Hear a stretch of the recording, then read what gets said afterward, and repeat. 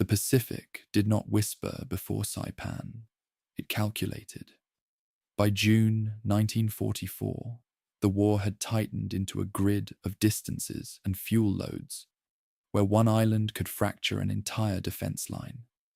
Battle of Saipan sat at the center of that grid, roughly 1,300 miles from Tokyo. That number wasn't abstract. It meant that long-range bombers, specifically the new B-29 Superfortress, could finally reach the Japanese home islands, deliver their payload, and still calculate a return. So the island stopped being geography.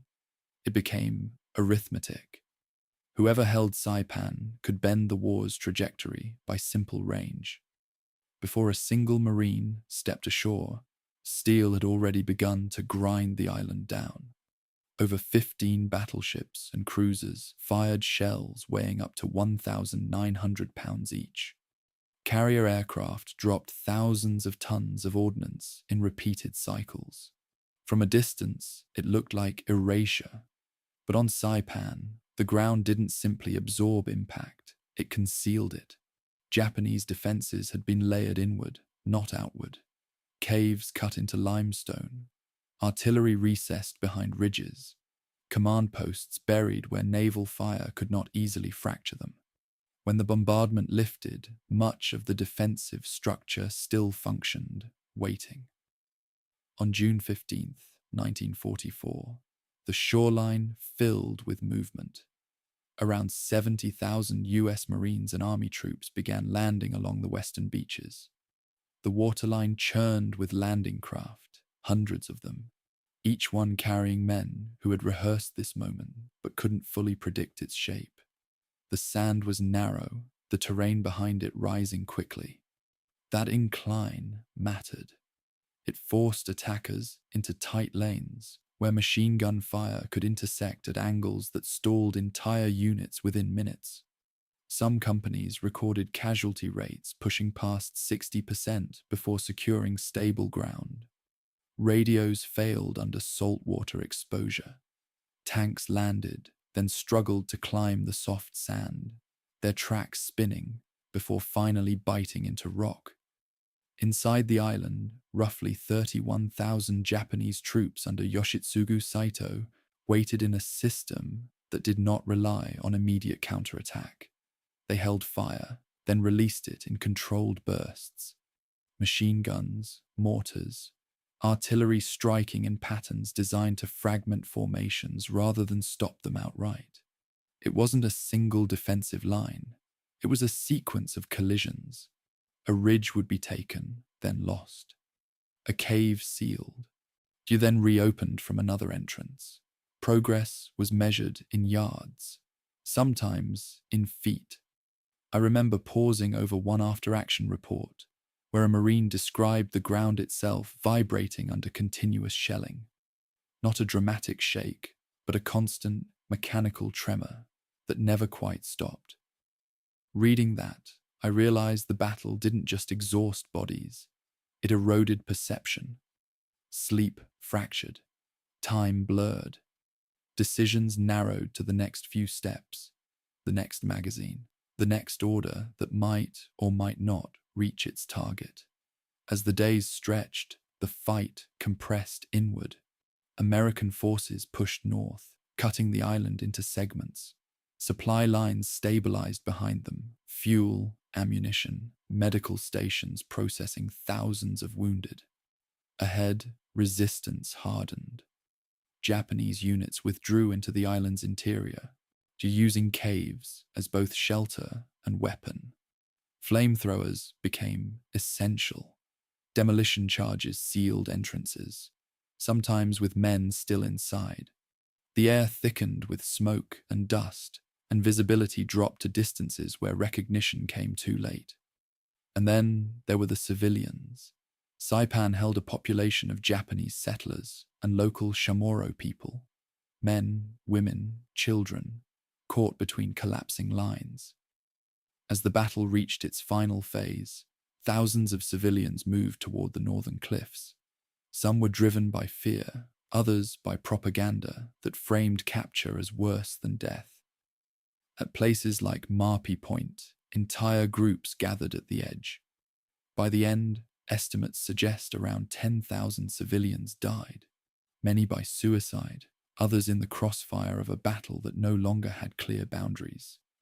The final week fractured into something harder to categorize. On July the 7th, 1944, the remaining Japanese forces launched one of the largest Banzai charges of the Pacific War, several thousand men advancing in a final coordinated assault. It overran parts of the American lines, cutting through medical stations and artillery positions before being contained. By July 9th, organized resistance ended. The island had been taken, but not cleanly, not quickly. 24 days had ground through both sides, leaving over 3,000 American dead and more than 10,000 wounded. On the Japanese side, nearly all defenders were killed. Step back again for a moment. With Saipan secured, the United States established airfields capable of launching sustained bombing campaigns against Japan. Within months, B-29s began flying missions that would carry the war directly over Japanese cities. That was the calculation at the beginning. The distance, the fuel, the reach, and it held. But if you narrow your focus once more, the battle doesn't feel like strategy. It feels like fragments.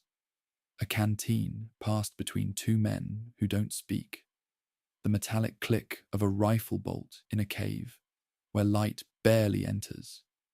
The sudden silence after days of continuous fire. Those details don't explain the outcome, but they explain the cost. If you're listening to this as the night settles in, let the edges of it soften. You don't need to hold every number in your head. Just let the island drift there for a moment. Heat, stone, and the echo of something that refused to end quickly. There's more beneath this surface. The decisions, the fractures in command, the final movements that closed the battle. But that comes later. For now, rest with the outline of it. This is the entire history of the Battle of Saipan. Chapter 1. The Island That Wasn't Supposed to Be There.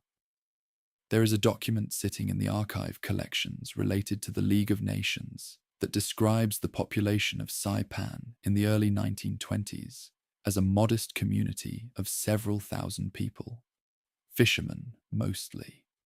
Chamorro families who had lived on that island for generations, farming taro and breadfruit, pulling fish from the lagoon, attending Mass in the small Catholic churches that the Spanish had left behind when they sold the Marianas to Germany in 1899. The form itself is unremarkable. A bureaucratic ledger, a column of numbers. What makes it terrible, in retrospect, is that the same administrative category, civilian resident, that described a Chamorro grandfather in that 1920s ledger would barely 2 decades later be applied to roughly 30,000 people, sitting in the middle of the largest naval gun barrage in the history of the Pacific. The form didn't change. The world underneath it became almost unrecognizable. To understand Saipan, really understand it, not just as a battle, but as a catastrophe that was assembled over years, you have to begin in 1914. Not 1944, 1914. Because the thing that would eventually kill tens of thousands of people started not with a bomb or a bullet, but with a handover. The German colonial garrison on the island transferred administrative authority to the Imperial Japanese Navy in 1914 with very little drama. One contemporary account suggests the process took less than an hour. Germany was absorbed in a world war on the other side of the planet, and the Marianas simply changed hands like a piece of property during a quiet afternoon. No shots, no ceremony worth noting, just a signature, a new flag, and 30 years of consequences. After the First World War, the Treaty of Versailles redistributed Germany's Pacific possessions north of the equator to Japan under a League of Nations Class C mandate. In theory, this was a system of international accountability. In practice, and this is where I keep coming back to the documents, it was a filing system with no enforcement mechanism attached to it. The mandate's terms explicitly prohibited the establishment of fortifications or military and naval bases. There was no inspection protocol. There was no penalty clause. The Permanent Mandates Commission in Geneva could request information, and Japan could decline, and then the Commission would note the declination in its minutes and move on. I've read through those minutes. The word that keeps appearing is noted. Everything is noted. Nothing is enforced. It is, in retrospect, a remarkable monument to the gap between legal language and political will. Into this administrative vacuum stepped a man named Haruji Matsue, who arrived on Saipan in the early 1920s and began transforming the island's landscape in ways that the League of Nations never quite accounted for. Matsue worked through the Nanko Company, the South Seas Development Company, which the Japanese South Seas government had established to develop commercial industries across its mandate territories. What Matsue built on Saipan was a sugar empire. Vast tracts of the island's native forest were cleared and planted with sugar cane. A sugar mill went up at Charankanoa on the southwest coast. A narrow-gauge railway wound through the cane fields. Workers arrived.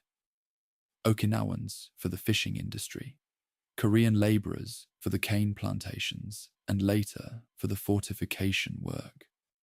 In the oral history collection compiled by the Northern Marianas Humanities Council, a Chamorro survivor named Chailang Palacios recalls what her father told her about the hierarchy that developed. The Japanese were first class, and they looked down on us. The Okinawans were friendlier. The Koreans were workers, and the Chamorros, the people whose island this actually was, found themselves economically marginalized on their own land by an agricultural enterprise that was technically international but felt entirely colonial. By the 1930s, Garapan, the island's main town, had become something the oral histories call the Tokyo of the South.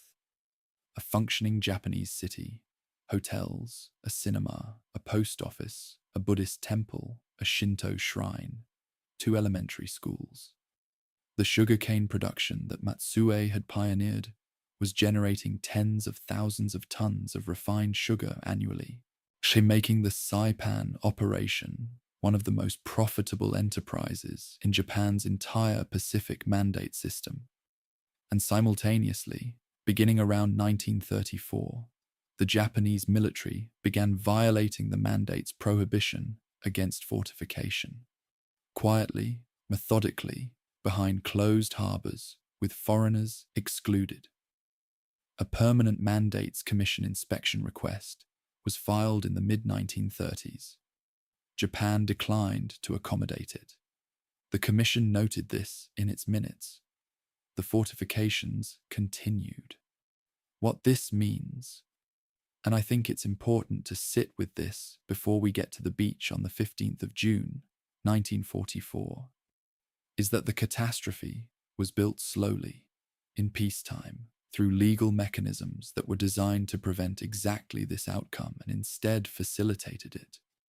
By the time the American planners began looking at Saipan seriously in early 1944, they were not examining a simple military outpost.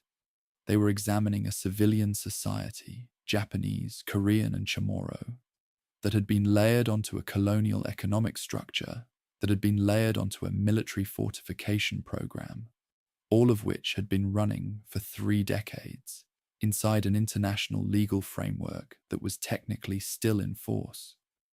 The League of Nations mandate for the Marianas had not been formally terminated. Saipan was, in a precise technical sense, still an internationally administered territory when the Marines hit the beach. That detail appears in none of the operational planning documents. It's the kind of thing that only shows up in the footnotes, which is exactly where it shouldn't be.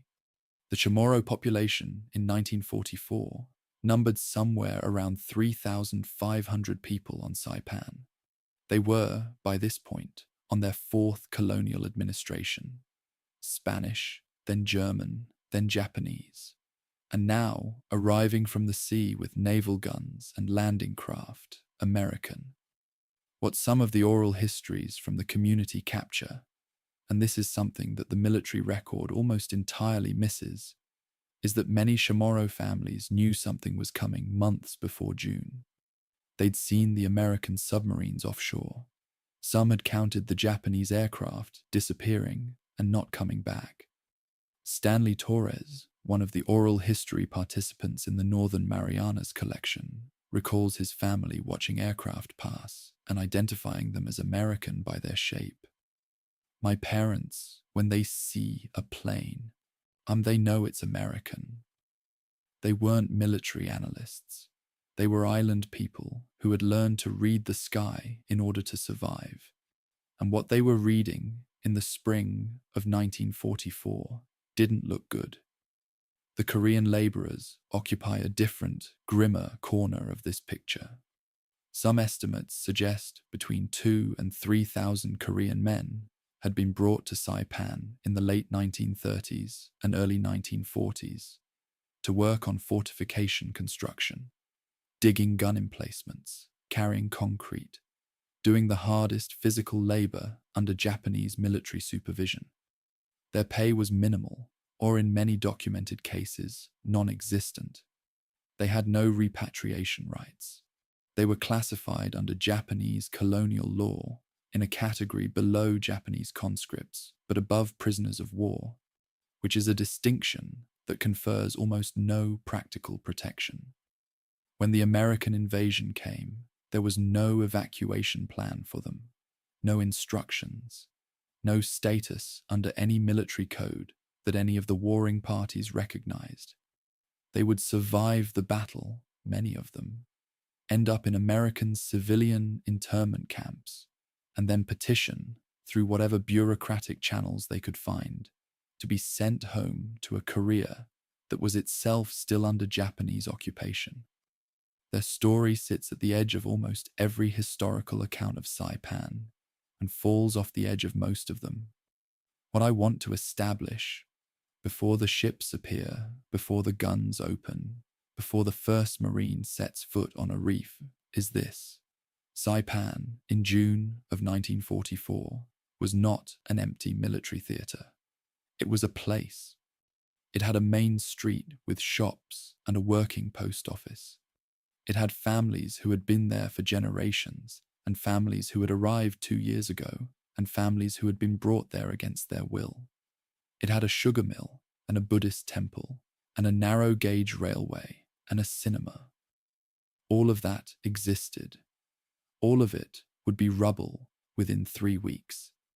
And the people who built the plan that would reduce it to rubble had, in their operational documents, not quite managed to account for all the people inside it. That gap between what the planners counted and what was actually there is not a small administrative footnote. It is one of the central facts of what made Saipan a human catastrophe as well as a military campaign. We'll come back to it. We'll keep coming back to it, because it doesn't go away. Chapter 2, The Planners and the Problem of Saipan. There's a quality to American military planning documents from the Second World War that I find both admirable and faintly unnerving. The logistics are immaculate. The force tables are precise. The operational timelines are detailed to the hour. And embedded within all of that precision, if you read closely enough, if you check the annexes rather than just the main body of the document, you find the assumptions. And the assumptions are where things get uncomfortable. The decision to take Saipan was not made quickly, and it was not made by one person. The Joint Chiefs of Staff had been debating the shape of the Pacific Campaign throughout 1943, and there were essentially two competing schools of thought about the fastest route to forcing Japan's surrender. General Douglas MacArthur, commanding from the Southwest Pacific, wanted to advance through New Guinea and the Philippines. Admiral Chester Nimitz, commanding from Pearl Harbor, wanted to cut across the Central Pacific, seizing island bases in a series of stepping stones that would eventually place American air power within range of the Japanese home islands. The question wasn't which plan was better in the abstract. Both had genuine strategic merit. It was which plan would work given the available forces, timelines, and crucially, the radius of the B-29 superfortress. Saipan sat approximately 1,250 miles from the Japanese home islands. The B-29, flying at operational altitude with a full bomb load, could reach Tokyo from Saipan and return. That calculation drove everything. It was, in a very concrete sense, the reason roughly 71,000 men would cross a reef in 1944. The operational plan for what would become known as Operation Forager began taking shape in early 1944. Admiral Raymond Spruance was given overall command of the naval component. Admiral Richmond Kelly Turner commanded the amphibious task force. Marine Lieutenant General Holland Smith, Howlin' Mad. Smith, a nickname that was not affectionate so much as descriptive, commanded the landing forces. 3 divisions would carry the assault: the 2nd Marine Division, the 4th Marine Division, and the Army's 27th Infantry Division in reserve. The 2nd and 4th Marines had both seen serious combat before. The 2nd had come through Guadalcanal and the bloody assault on Tarawa.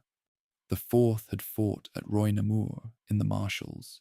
The 27th Infantry was a National Guard outfit from New York, with considerably less amphibious experience. That distinction would matter later. The intelligence picture assembled for the Saipan operation was, by the standards of 1944, genuinely impressive in its breadth and genuinely flawed in some of its most important conclusions. Aerial reconnaissance and submarine-gathered photographs had identified the main beaches, the Reef line, the location of Aslito Airfield. The estimate of Japanese military strength on the island had been placed at around 15,000 troops. The actual figure, when the Marines came ashore, was closer to 30,000. That's double. So that is not a rounding error. That is a fundamental intelligence failure whose consequences would be measured in American lives across every day of the following 24. As for the civilian population, the planning documents that I've reviewed work from a figure that was, at best, uncertain. One official pre-invasion intelligence estimate placed the total civilian population at something under 20,000. Post-war demographic reconstruction suggests the actual number was closer to 30,000. The difference between those two figures, somewhere between 10,000 and 12,000 people, is, by a grim coincidence, roughly equal to the estimated civilian death toll of the battle. The logistics assembled for Forager were staggering and, in certain respects, genuinely unprecedented for the Pacific War at that stage.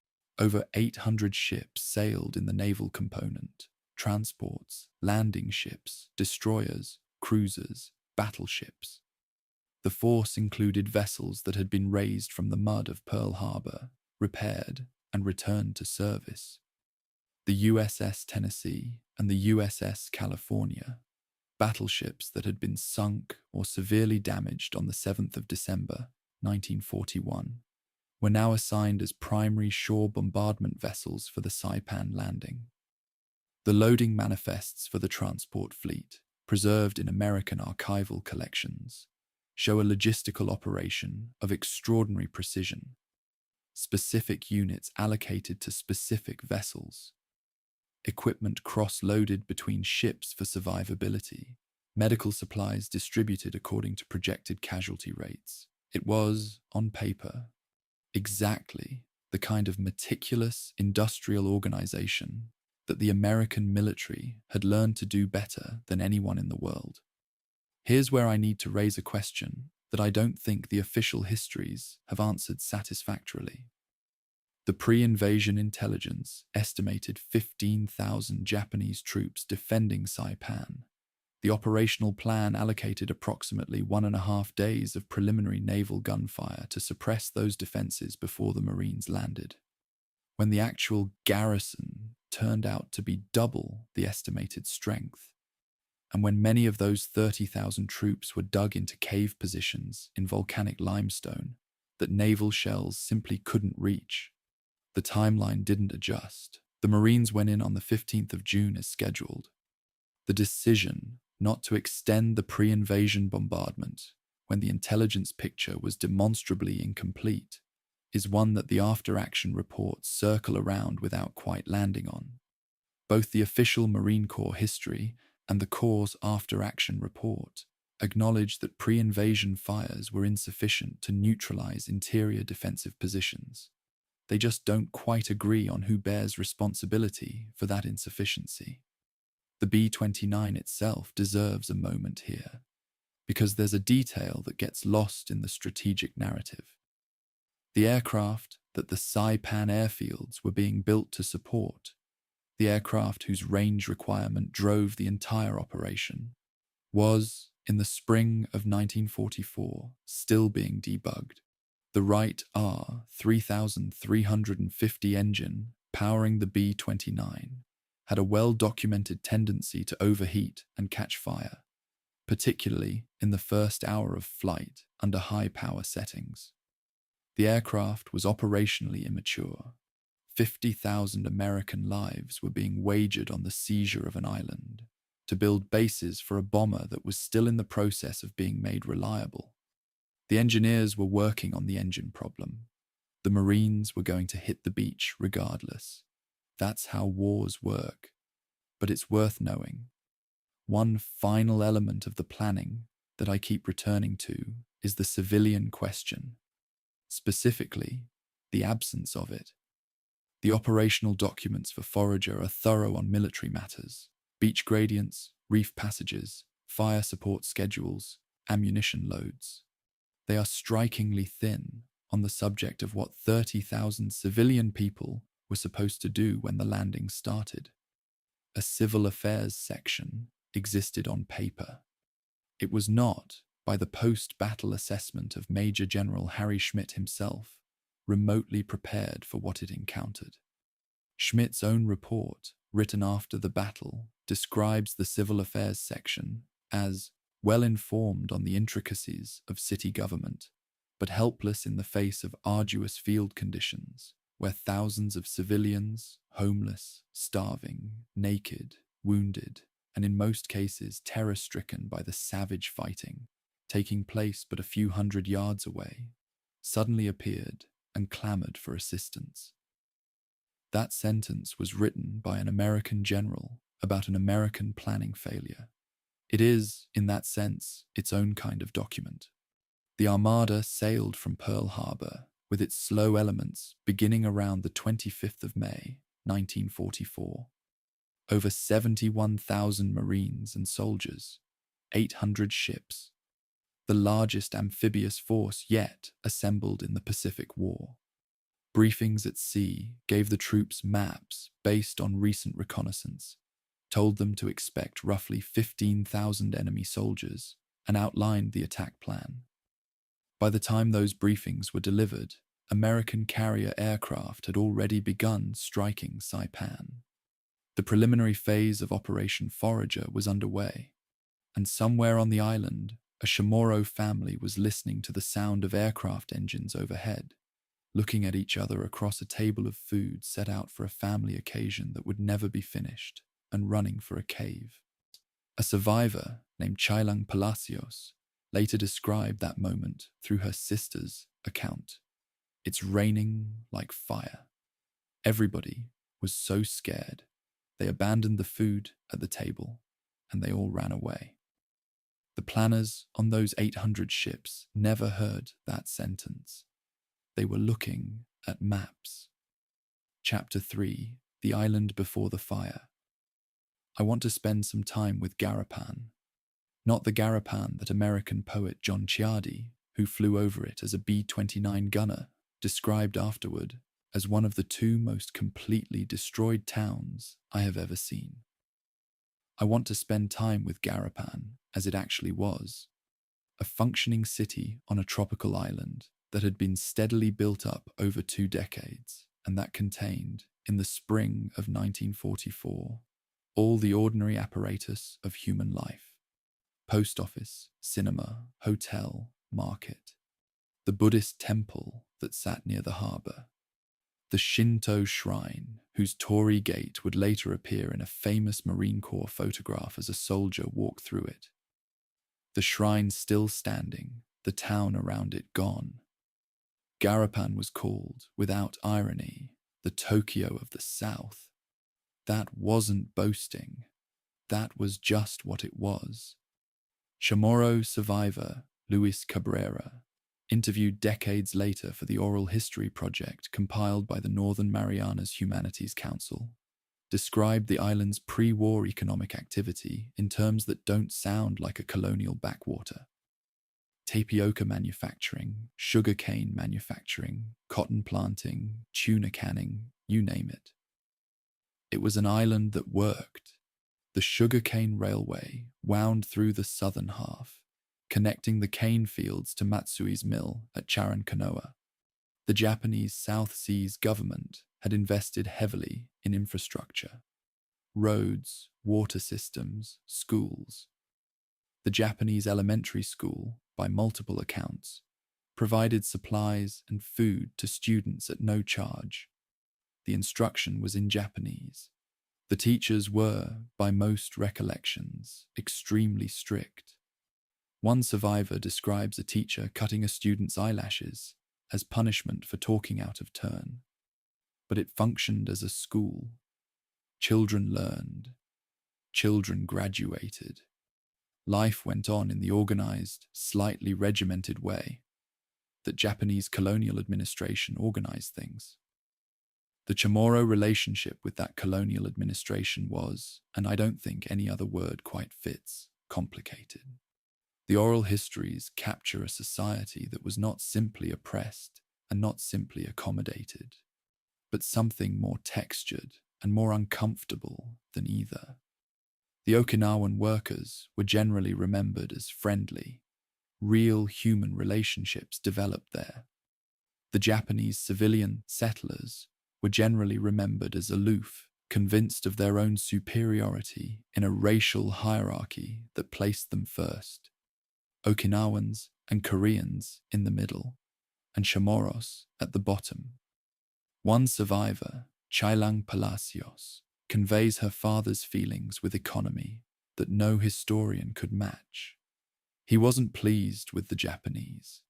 He appreciated what they'd taught about farming. He wasn't pleased. Those two things coexisted. They tend to do that when one people is governing another.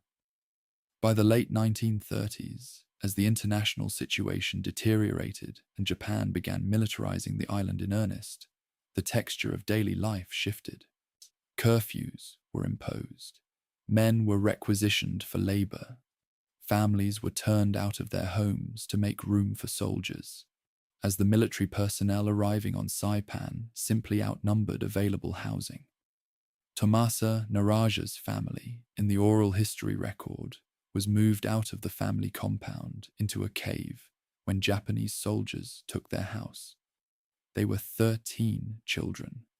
The cave had no water. Her father and sister went to a nearby school to find some, and were threatened by Japanese soldiers for the attempt. This is not an exceptional story in the Northern Marianas oral history collection. It is the ordinary story of what happens when a military garrison expands into a civilian space, with the assumption that the civilian space belongs to it. The Korean laborers are, in some ways, the most historically invisible people on Saipan, and they were also among the most exposed. Brought to the island under labor contracts that many historians describe as forced in practice regardless of their formal status, the Korean workers built the fortifications that would make Saipan so costly to take. They carried concrete and dug gun emplacements and graded the airfield runways, working under Japanese military supervision at wages that were, in many cases, never paid. The sugarcane industry used Korean workers, as the oral histories note explicitly. So did the military construction program. By the time the American bombardment began, these men were as trapped on the island as anyone else, with the additional disadvantage of belonging to no country that would claim them, no army that would protect them, and no propaganda narrative from either side that mentioned their existence. They would survive in significant numbers, end up in the American internment camp at Suzupe, and then wait, sometimes for months, for someone to decide what to do with them. The bombardment began on the 12th of June, 1944, 3 days before the landing. American carrier aircraft from Task Force 58 struck the island on the 11th and 12th. For the civilian population, this was the moment when every quiet suspicion about what was coming became loud and concrete and impossible to ignore. Families who had prepared caves, stocked them with breadfruit and water and clothing against the possibility of exactly this moment, moved into them.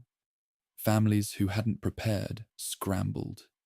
Julia Norita, 7 years old in 1944, she remembered it this way in the oral history record.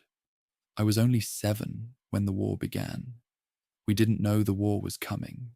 We only knew it was a problem when the air raid sirens were on. And then, she said, her father gathered the family and they moved toward a cave and the bombardment started.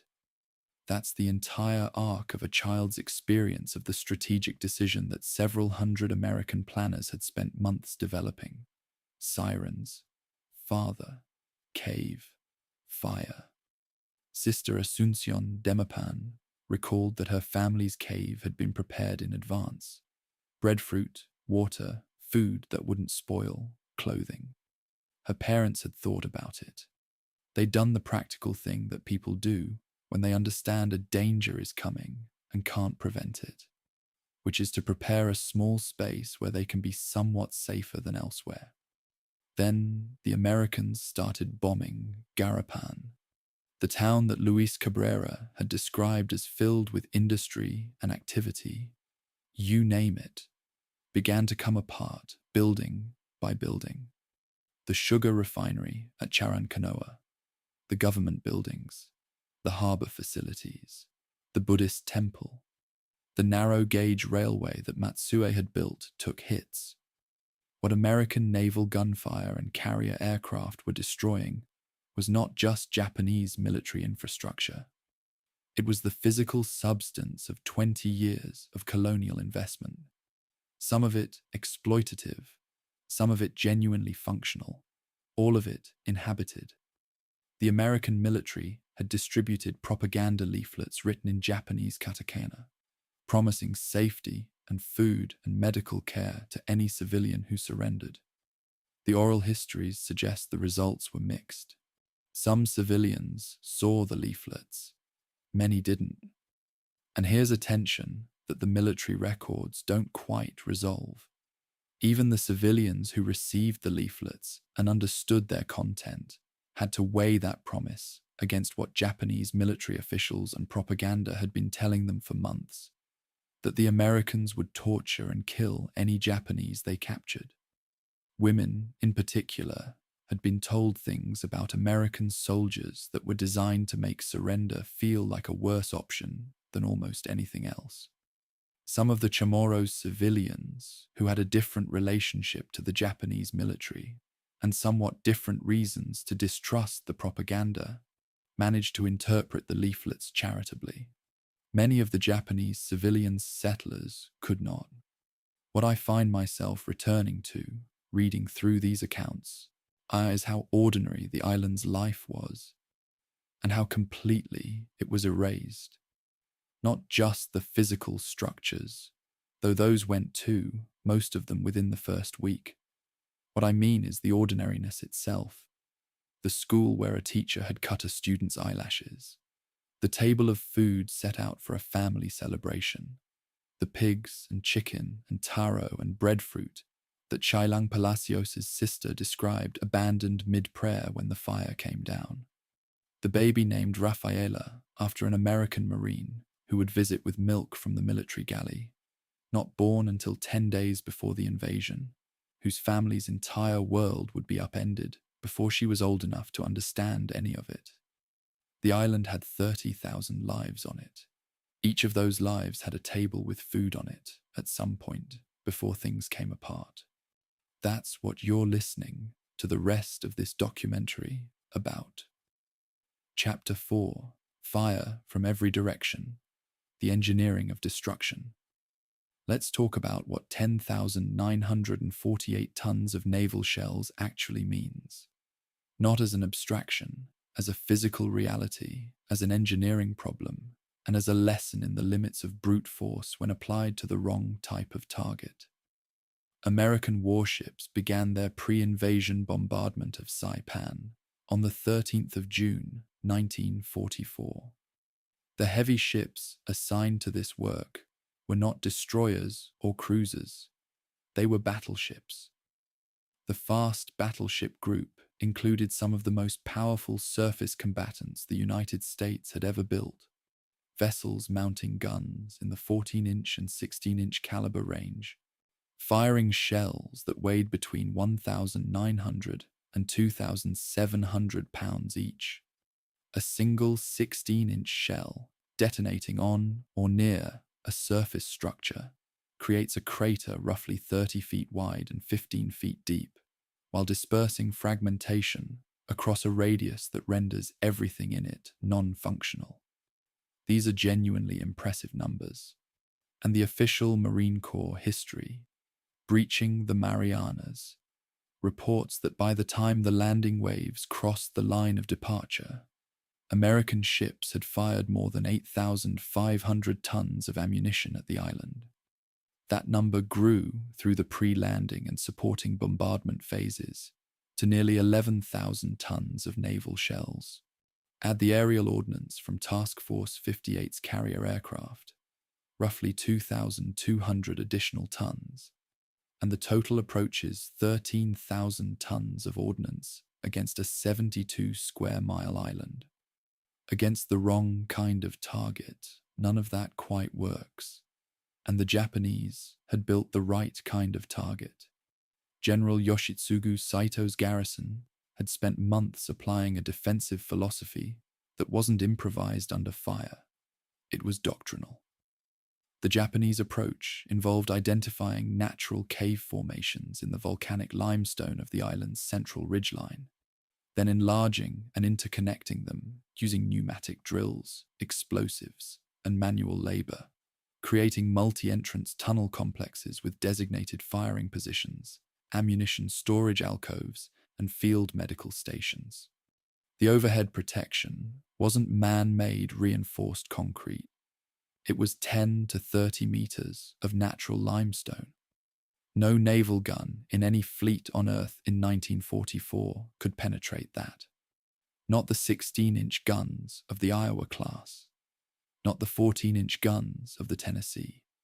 The physics of a shell detonating on the surface of a hillside transmit almost nothing to a position carved 20 meters into the rock beneath it. The only weapon that could actually defeat those positions was a Marine with a flamethrower crawling through the entrance tunnel. The 11,000 tons of naval shells were the wrong instrument for the job, applied in the right quantities, but against a defensive architecture specifically designed to survive them.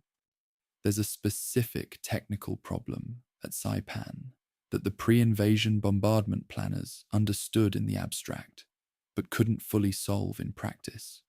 The Reef. Saipan is surrounded by a coral reef extending between 800 and 2,000 yards offshore, depending on location. Landing craft could cross it. The LVT, amphibious tractors, were designed for exactly that purpose.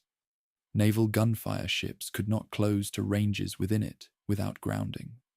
The Reef therefore created what a fire support coordinator would call a fire shadow, a zone between the reef line and the beach where high-trajectory naval shells could reach, but direct suppressive fire from close range could not. Japanese artillery had been pre-registered on the reef crossing zone with extraordinary precision.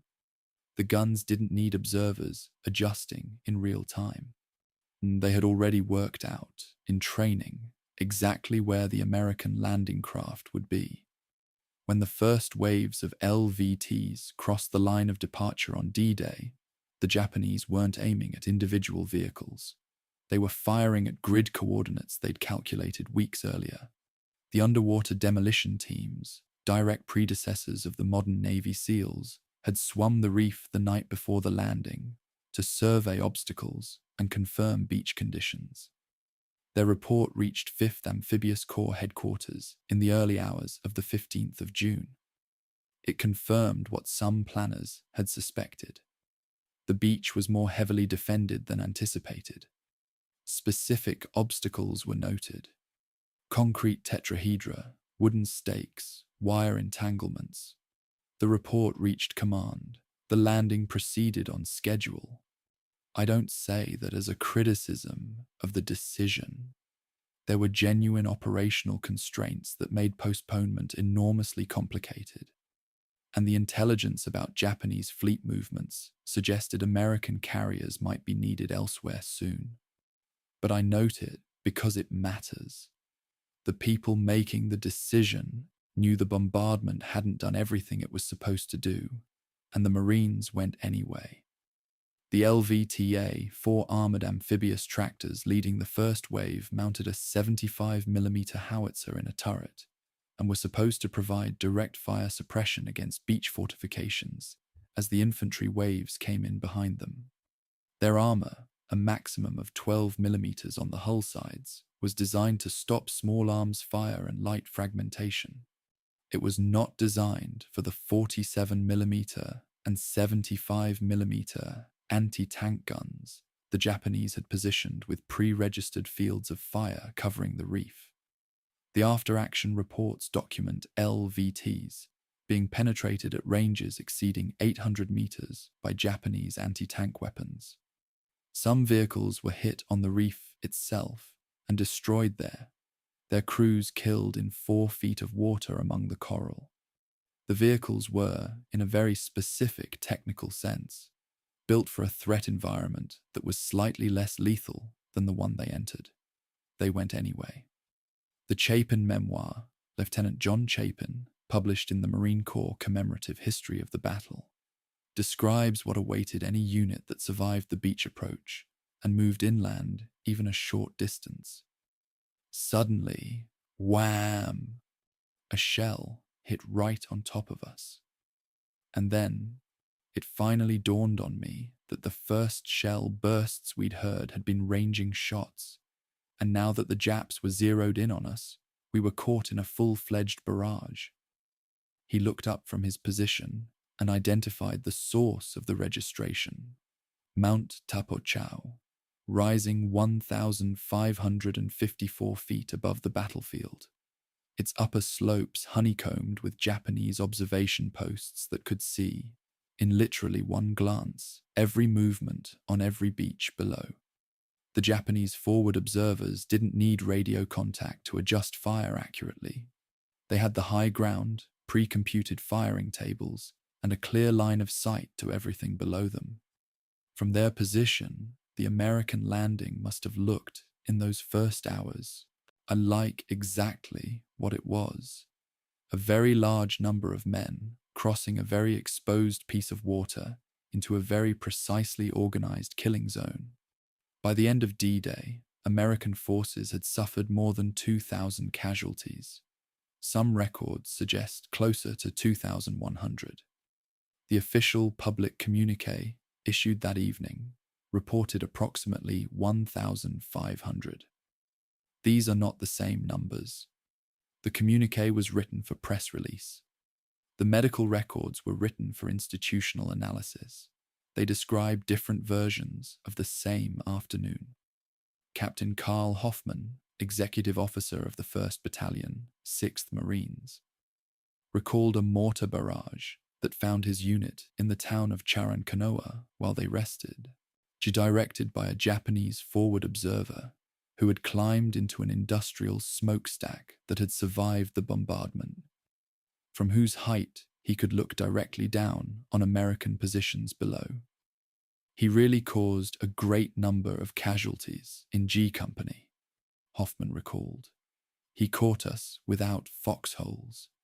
The smokestack was still standing, after all those tons of shells. One Japanese soldier with binoculars at the top of an industrial chimney, doing more damage than a calculation about tonnage could account for.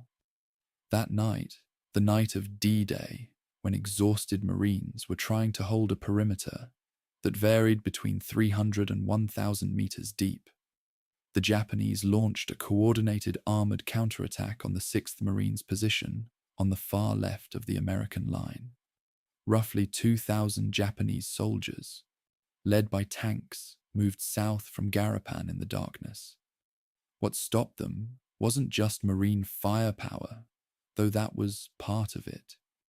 It was naval star shells fired from ships offshore, converting night into something close to daylight across the marine perimeter. A Japanese message recovered later from the 31st Army message file described the problem with unusual frankness. As soon as the night attack units go forward, the enemy points out targets by using the large star shells which practically turn night into day. Thus, the maneuvering of units is extremely difficult. It's an interesting document. The Japanese were technically correct in their analysis.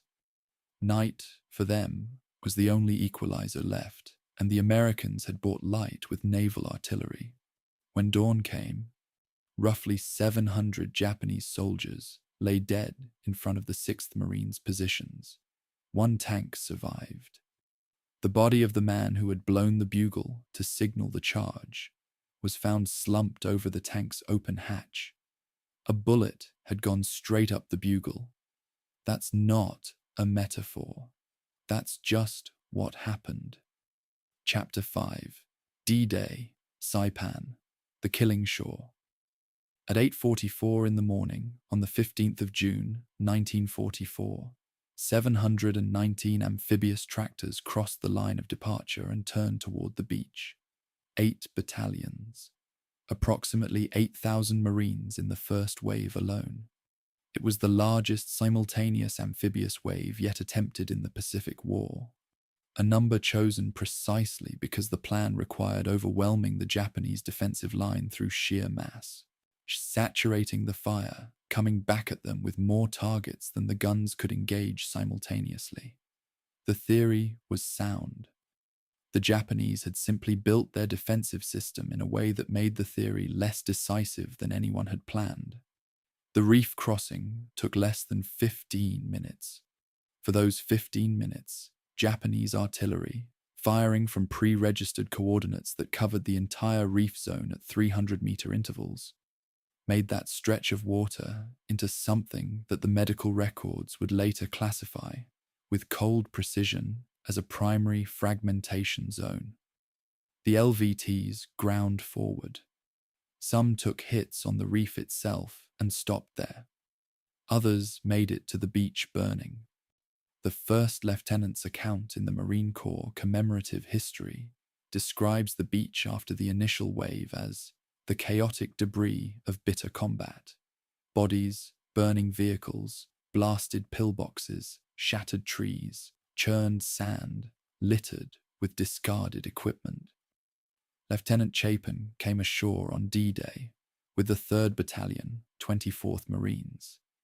He's describing what he saw with his own eyes, not reconstructing from documents. And what he describes is a beach that had been bombarded by 11,000 tons of ordnance and still managed to produce this. There was an additional complication on D-Day that the operational plan hadn't fully anticipated: current. A strong northerly current running along the beach caused the 2nd Marine Division's assault battalions, the 6th Marines and the 8th Marines, to land approximately 400 yards too far north of their designated positions. 400 yards doesn't sound like much. On a defended beach under fire, it's the difference between your unit being where the plan says it should be and your unit being in someone else's sector with no lateral contact on either flank. A gap opened between the 2nd and 4th Marine Divisions almost immediately after the first wave landed. That gap, a seam in the American line roughly in the middle of the beach, was exactly where the Japanese focused some of their heaviest defensive fire for the next several hours. The 2nd Marine Division's after-action analysis, when it came, was blunt. An operations officer, Colonel Robert Hogaboom, described the opposition in terms that deserve to be read carefully. The opposition consisted primarily of artillery and mortar fire, from weapons placed in well-deployed positions and previously registered to cover the beach areas, as well as fire from small arms, automatic weapons, and anti-boat guns sighted to cover the approaches to and the immediate landing beaches. That's a competent, professional, defensive setup. The Japanese on Saipan weren't improvising. They had studied the American amphibious assault technique from Tarawa and Kwajalein. They had a clear idea of where the Americans would have to cross, and they had spent months making those crossing points as lethal as possible. By 11 in the morning, the 2nd Marine Division's Medical Battalion had established an aid station on Beach Red 2. The wounded were arriving faster than standard triage procedures could process them. The medical records for this period, which I find myself returning to, because they contain a kind of forensic precision that tactical histories often paper over, document a very specific pattern in the wound types. The majority of the first several hundred casualties who came through the aid station presented with fragmentation wounds to the lower extremities, torso, and arms, consistent with artillery airburst at close range. A much smaller proportion showed direct small arms gunshot wounds. What the wound pattern tells you, if you read it as data rather than tragedy, which is the only way to make it analytically useful, is that the Japanese were primarily killing and wounding Americans, not with infantry rifles at the waterline, but with pre-registered indirect fire from inland positions. The beach defenses weren't the main weapon.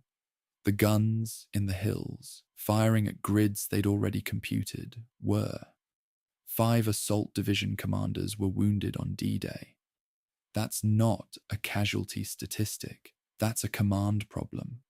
When your battalion commanders are going down, the ability to coordinate the units on either side of you, to adjust your position when you discover the current, has put you 400 yards off target. To communicate through what the 2nd Division history calls confusion on the beaches, all of that degrades. Major General Harry Schmidt, commanding the 4th Marine Division, came ashore at 7:30 in the evening. He later recalled that his command post during those first hours did not function very well. He added, "It was the hottest spot I was in during the war." He said this as a general who had also been on the beach at Kwajalein. He wasn't being rhetorical. By nightfall, the Marines held a perimeter that was roughly 1,000 meters deep in the best sectors and as little as 300 in the worst. They had not reached the first objective line. Aslito Airfield, the primary D-Day objective that the entire operation had been planned around seizing quickly, remained in Japanese hands. The ammunition expenditure had already exceeded the planned rate by a significant margin. The beach was so congested with disabled vehicles, unprocessed equipment, and unburied dead that the shore party officers were beginning to use the language of catastrophe to describe the throughput problem. From offshore, the ships that were supposed to be feeding supplies to the advancing Marines were waiting for space on a beach that didn't have any. There's an account in the commemorative history from Lieutenant Chapin about the night of D-Day that I find genuinely difficult to read, not because it's dramatic, but because it's so quiet. He shared a shallow foxhole with a runner through the night, taking turns on watch. When dawn came, he went to wake the runner. The runner didn't move. He shook him. He still didn't move. He'd been killed, silently, by a sniper or a fragment sometime during Chapin's watch. Without Chapin hearing anything, Chapin, with what he calls the callousness that war demands, reached for the dead man's canteen, poured the water into his own, and left him there. Then the order came to move, and he moved. That's D-Day at the individual level, not the numbers, not the communiques. A dead man's canteen and an order to keep going. 3 destroyers, USS Halford, USS Gamble, and USS Brooks, pushed so close to the reef line during D-Day that they ran aground in shallow water while attempting to provide fire support. In at least some of those cases, the grounding was deliberate.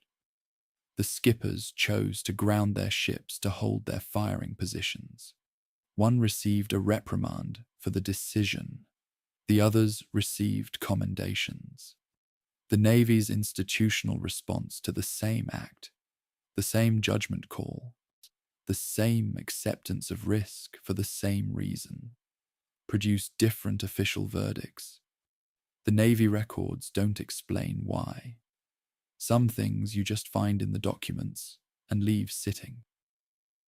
Chapter 6. The mud, the cane, and the machine gun. There's a particular kind of warfare that doesn't film well and doesn't narrate cleanly and doesn't end in a single decisive moment.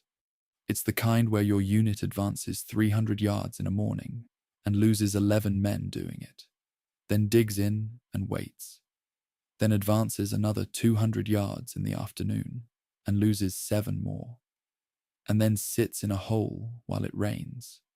And the man next to you doesn't speak because there's nothing useful to say, and the next morning you do it again. That's what the Battle for Saipan looked like from D+2 through D+13. 11 days that strategic histories tend to cover in a paragraph or two, and that the men who lived through them remember as the longest time of their lives. The terrain between the beaches and Mount Tapochau was not neutral ground. It was not simply the space that separated one military position from another. It was, in specific sections, sugarcane fields with mature stalks standing 8 to 10 feet tall, limiting visibility to 3 or 4 feet in any direction, with the sound of every footstep through the dry cane husks carrying clearly for 50 yards in any direction. Japanese snipers worked inside the cane. They moved through it. They knew it. The Marines didn't, and the 4th Marine Division's war diary for the period around the 18th and 19th of June describes units taking casualties from undetermined direction, from positions unlocatable. Not from the front, not from the flank, from somewhere in the cane, which was everywhere, and which offered no reference point that a compass reading could help you with.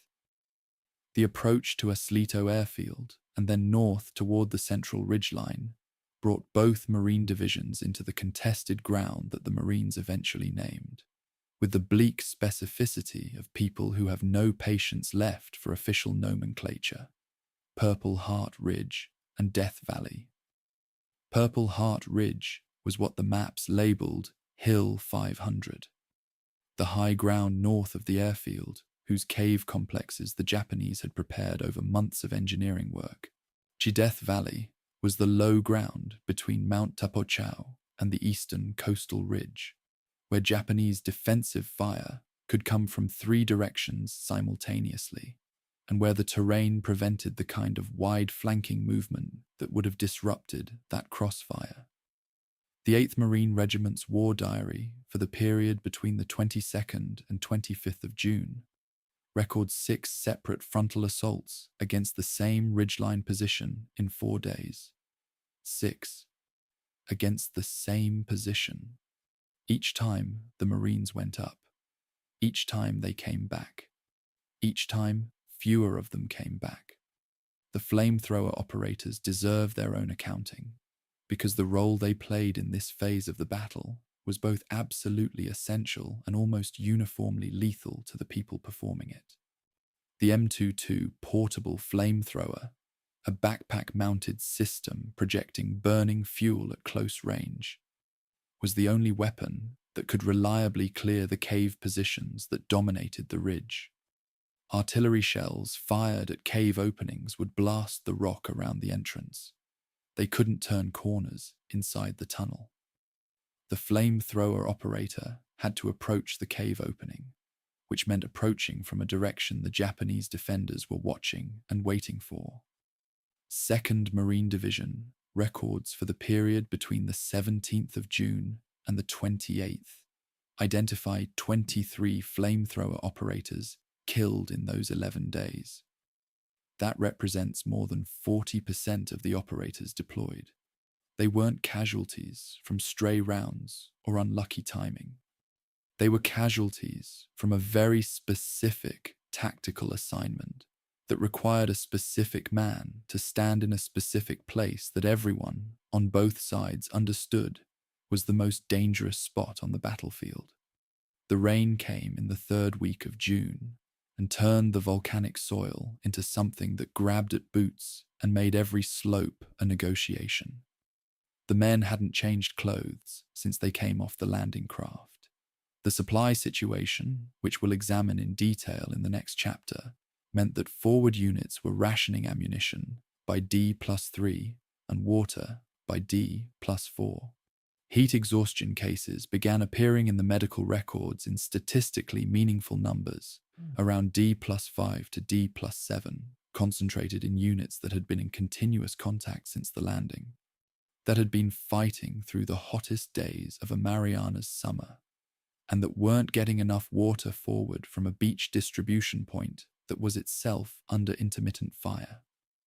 The medical records from this period classify these as heat casualties.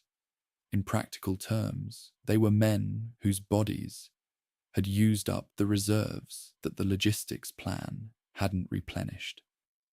Something else appears in the medical records for this period that I want to address directly, because I think it matters, and I think it tends to get handled with either too much euphemism or too little context.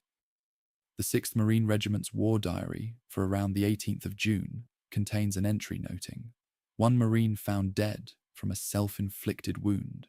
She cause undetermined." The 2nd Medical Battalion's records for the period from the 20th of June through the 3rd of July list 212 cases of what they categorize as neuropsychiatric casualty, combat fatigue, in the language of 1944, requiring removal from the line. That's approximately 3% of the effective division strength, removed in roughly 2 weeks. The Marine Corps had no established psychiatric treatment protocol for sustained combat neurosis at that stage of the war. The standard response was 48 to 72 hours of rest, food, and sleep, followed by return to duty. In 21st century clinical terms, what those men were being sent back to the line with is a condition we now call acute stress disorder. The treatment was rest, the treatment didn't last. And the 212 who appeared in the formal records almost certainly represent a fraction of the actual number, because the institutional culture of the Marine Corps in 1944 didn't have a category for a frayed in a way that has stopped working, that didn't carry professional consequences for the man who admitted it. Robert Sherrod was a Time magazine correspondent embedded with the 4th Marine Division during this phase of the battle. His dispatches from Saipan were among the first American press accounts to describe dead civilians, including children, found in the battle area. His editors in New York initially pushed back on the most direct descriptions. Sherrod held firm. The descriptions were published in Time in late June and early July of 1944, and they were the first detailed civilian casualty accounts from any Pacific Island battle to appear in the mainstream American press. In one dispatch, he described watching a young Marine.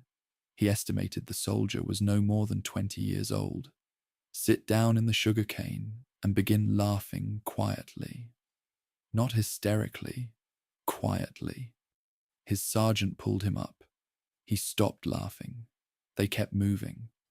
Sherrod noted that nobody wrote that moment down in any official record. He was right. It isn't in any of the unit war diaries I've read. It's only in Sherrod's notebook.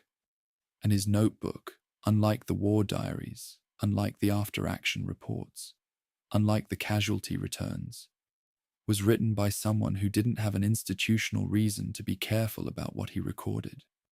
By the 27th of June, the Marines had been fighting for 12 days. They'd burned through significantly more artillery ammunition than the logistics plan had budgeted for. The shortfall in 105mm rounds was being covered by drawing against reserves allocated for the follow-on operations against Tinian and Guam, a decision that would create supply tensions downstream. The beach situation was, as we'll examine in detail shortly, barely under control. The perimeter had moved north, had taken the airfield, had pushed east to split the island in two. But Mount Tapochau, the dominant ground, the observation platform from which Japanese spotters had been directing precise artillery fire onto every American movement since D-Day, was still in Japanese hands. Until it wasn't, nothing on Saipan would quite work. And taking it was going to require exactly the kind of direct assault from below against prepared positions on high ground that military doctrine everywhere has always described as the most expensive thing you can ask infantry to do. Chapter 7. The Logistical Organism. The morning of June 16th, 1944, the beach at Charankanoa looked less like a military operation than a shipwreck. Destroyed LVTs, amphibious tractors, each weighing roughly 18 tons, lay canted at the waterline, their hulls punched open by Japanese anti-tank fire from the first 24 hours. Shore party teams from the 4th Marine Division worked around them, threading supply chains through corridors of wreckage, while staff officers back on the command ships received reports that made little immediate sense. The beaches were technically secured, but material throughput had collapsed to somewhere near 18% of the planned daily target. The plan had called for 2,200 tons of supplies moved ashore on D-Day itself. The actual figure came in at roughly 840 tons. That gap, between the number on a planning document and the reality of a burning, corpse-strewn beach, would define the next 48 hours more than any infantry engagement. Not because men lacked courage, but because modern amphibious warfare is a machine, and machines require fuel, ammunition, water, and food in specific quantities at specific times. And when those flows interrupt, soldiers die from causes unrelated to the enemy. The DUKW, the six-wheeled amphibious truck that the Army and Marine Corps had come to depend on for surf-crossing logistics, was, in theory, the solution to exactly this kind of problem. 52 DUKWs had been assigned to the Saipan operation, distributed across 2 beach parties. By the end of June 16th, 17 of them were disabled, some by Japanese artillery fire that caught them in the surf zone, others by mechanical failure accelerated by the coral reef that extended between 800 and 2,000 yards offshore, shredding tires and cracking axles. The remaining 35 operated at roughly 60% of their rated load capacity because drivers, trained for calmer conditions, were compensating for a cross-swell that ran at an angle to the beach and made controlled landings nearly impossible. A shore party officer's log, preserved in the Breaching the Marianas monograph published by the Marine Corps Historical Center, noted that by the afternoon of D+1, the Reef passage was a floating junkyard of broken equipment, medical supplies, and at least one artillery ammunition pallet that had broken free and was cycling with the tide. Nobody could immediately retrieve it. The 105mm howitzer shells inside it were not counted as lost until a supply sergeant's manifest was reconciled 4 days later, and the number simply didn't add up. Water was the problem nobody had fully modelled. 71,000 assault troops require approximately 71,000 gallons of drinking water per day at minimum, 1 gallon per man, and that figure rises sharply in tropical combat conditions, where body weight sweat loss can exceed 2 quarts per hour during exertion. The pre-invasion planning had identified 2 water production ships in the task force and allocated their output against a consumption model that assumed the operation would proceed on schedule. It didn't. The 2 ships together were producing at roughly half their rated capacity by June 17th, partially because one had sustained minor shrapnel damage from a Japanese shore battery during the bombardment, and partially because the reverse osmosis filtration membranes had not been fully serviced before departure from Eniwetok. 31 heat casualties were recorded in the 4th Marine Division's medical log between June 16th and 18th. Men who collapsed not from enemy fire, but from dehydration, compounded by the 91-degree heat and the physical labor of moving material across a beach under intermittent artillery harassment. Those casualties don't appear in the headline statistics for the Battle of Saipan, but they consumed medical resources, reduced effective manpower, and added to a logistical burden that was already at its limit. There is a kind of institutional memory in military logistics that survives precisely because it gets written down in unglamorous detail, and the after-action reports from the Saipan shore parties are among the most honest documents to emerge from the entire Pacific campaign.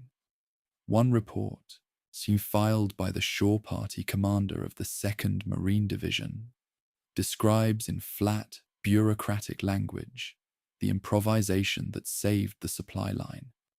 Unable to use marked lanes due to wreckage obstruction, constructed trackway of approximately 40 yards using hull sections of disabled LVT-2, bridging a soft sand depression that had halted wheeled vehicles since D+1. Trackway functional by 1400 on D+2.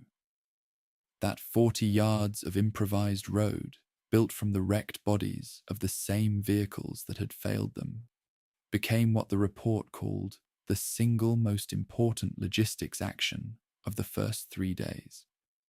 Everything that reached the 2nd Marine Division's forward lines on June 18th passed over those crushed aluminum hulls.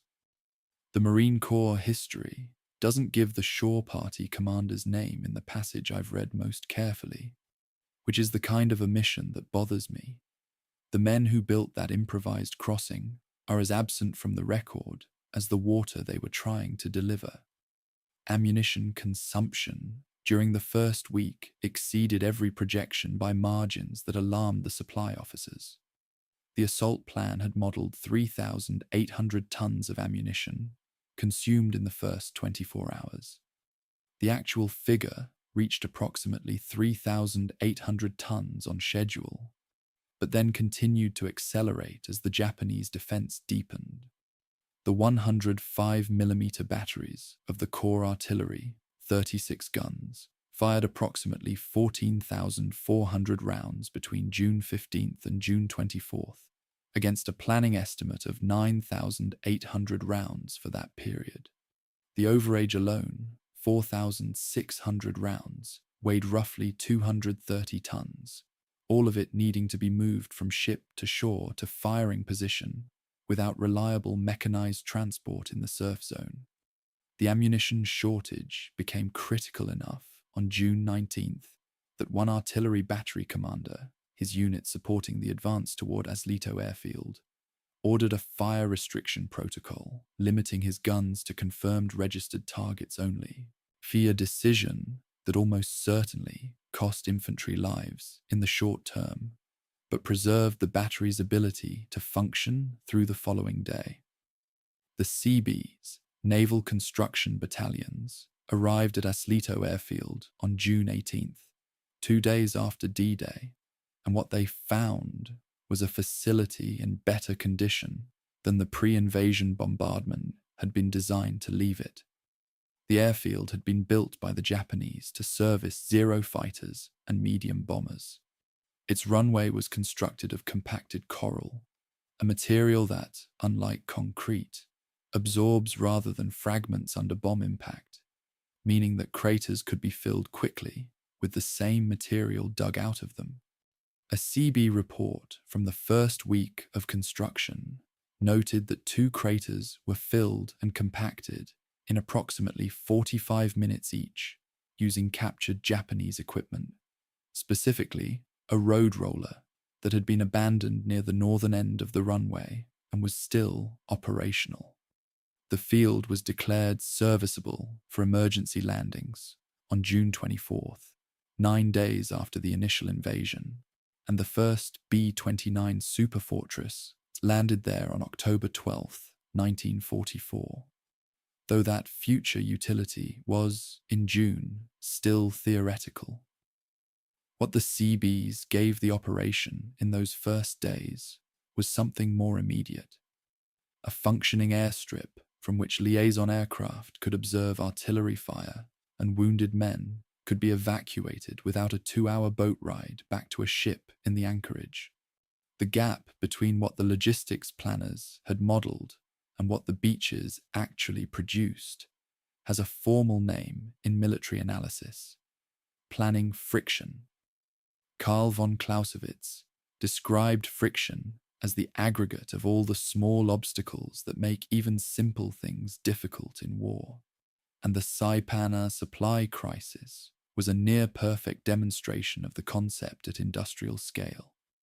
11 LSTs, landing ships, tank, each capable of carrying 500 tons of cargo, sat anchored offshore during the first 36 hours, unable to unload, because the beach exits were blocked by destroyed vehicles, and there were not enough working DUKWs to run shuttle operations in the surf. The ships were full of food, ammunition, and replacement equipment. The men on the beach needed those supplies. The distance between ship and shore was approximately 1,000 yards, and yet for 36 hours, that 1,000 yards was effectively impassable. The LST commanders radioed ashore repeatedly. The shore party officers radioed back. The Corps logistics officer noted in his diary that he spent the night of June 16th writing the same message in 5 different ways to 5 different echelons, all saying the same thing: we cannot unload what we cannot reach. By June 22nd, 1 week after the landing, the shore party system had reorganized itself around the improvised solutions that had emerged under pressure. Daily throughput reached 4,762 tons against a daily target of 5,470 tons, meaning the operation was running at approximately 87% of its logistical model. That sounds like failure. By the standards of amphibious operations in 1944, with a reef, a contested beach, 17 destroyed DUKWs, and a water crisis, it was a remarkable recovery. The improvement came from 3 changes: the improvised LVT hull trackways that allowed wheeled vehicles to cross soft terrain, a reallocation of DUKW operators so that the most experienced drivers handled the reef passage while trainees worked the calmer beach sections, and a decision by the task force commander to dedicate 2 destroyers to offshore fire suppression specifically targeted at Japanese artillery positions that had been harassing the beach parties. That last measure, using fleet assets to protect supply chain workers rather than direct combat, was controversial at the time and would not appear in the official after-action summary as prominently as it deserved. I keep returning to a specific notation in the Shore Party commander's log: 2 cases of ammunition pallet failure, resulting in ordnance deposition at waterline, recovered by civilian contractor personnel attached to NCB unit. Civilian contractor personnel. In the middle of a contested beach on June 17, 1944, men who were technically employees of a construction firm rather than members of the armed forces were wading into the surf to retrieve artillery shells. The CB records identify them only by role, not by name. They were part of the invisible labor force that made the visible combat possible, a category of human beings that military history has never been particularly good at accounting for, and that the Saipan documentary record mostly names not at all. The full logistical picture of Saipan has never received the same narrative attention as the infantry battles, and the reason is partly aesthetic and partly structural. Logistics don't compress well into dramatic narrative. There's no single moment when the supply line broke and then a single moment when it was repaired. There's only a continuous, grinding process of improvisation and attrition in which the most consequential decisions were made by officers whose names appear in footnotes. But the numbers tell a story that the infantry accounts cannot. Without 4,700 tons of material per day reaching the front, the advance stalls, the guns go silent, and the 24-day battle becomes 40. The men who built the trackway from wrecked LVTs, who fixed the DUKW axles under fire, who waded into the surf after loose ammunition pallets, they were not logistics officers in any abstract sense. They were the reason the battle ended when it did. Chapter 8. The War Between the Smiths. On the morning of June 24th, 1944, Lieutenant General Holland McTeer Smith, commanding general of the expeditionary troops, signed an order relieving Major General Ralph C. Smith of command of the 27th Infantry Division, United States Army. It was the first, and, to this day, the only time in American military history that a Marine general has relieved an Army general of command during active combat operations. The decision would generate a controversy that lasted decades, produced 2 competing institutional histories, consumed the attention of General George C. Marshall and Admiral Ernest J. King simultaneously, and ultimately, in ways that are still debated, influenced the organizational structure of amphibious operations in the Pacific for the remainder of the war. Holland Smith was 61 years old. Ralph Smith was 51. They shared a surname and almost nothing else. One was an Alabama-born Marine who had commanded amphibious landings from Attu to Tarawa, and whose nickname, Howlin' Mad, was meant affectionately by the men who served under him.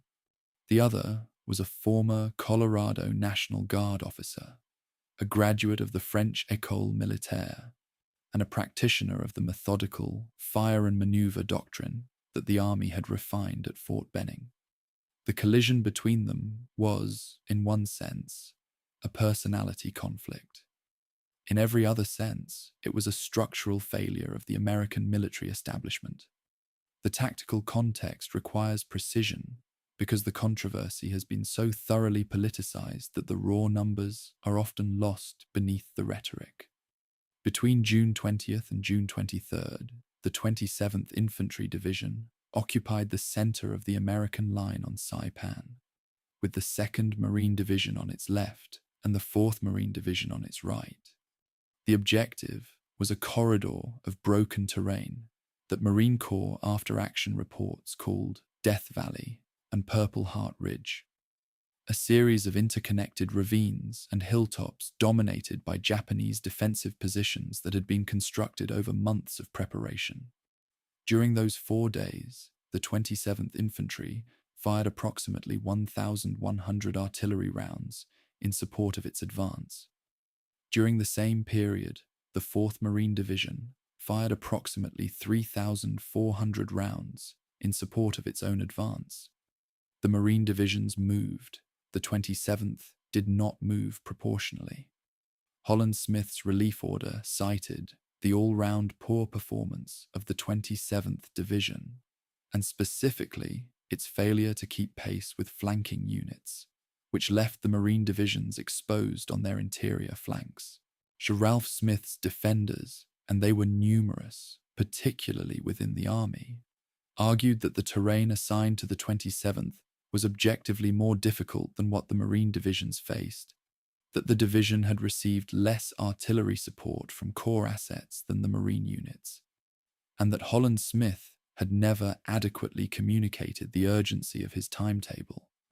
They also noted that Holland-Smith had not visited the 27th Division's forward positions before signing the relief order, a fact that the subsequent 5 General Inquiry Board, the Buckner Board, convened in August 1944 under Lieutenant General Simon Bolivar Buckner Jr., treated as significant. The board's formal finding was carefully worded. Holland-Smith had possessed the legal authority to relieve Ralph Smith. The orders had been properly issued through appropriate channels, but Ralph Smith had not been informed of the full extent of General Holland-Smith's dissatisfaction before the relief was executed. The board stopped short of recommending any disciplinary action. It was, as institutional findings often are, a verdict designed primarily to avoid making the underlying problem worse. The problem underneath the relief was not Ralph Smith's competence or Holland-Smith's temperament, though both were real factors. The problem was organizational.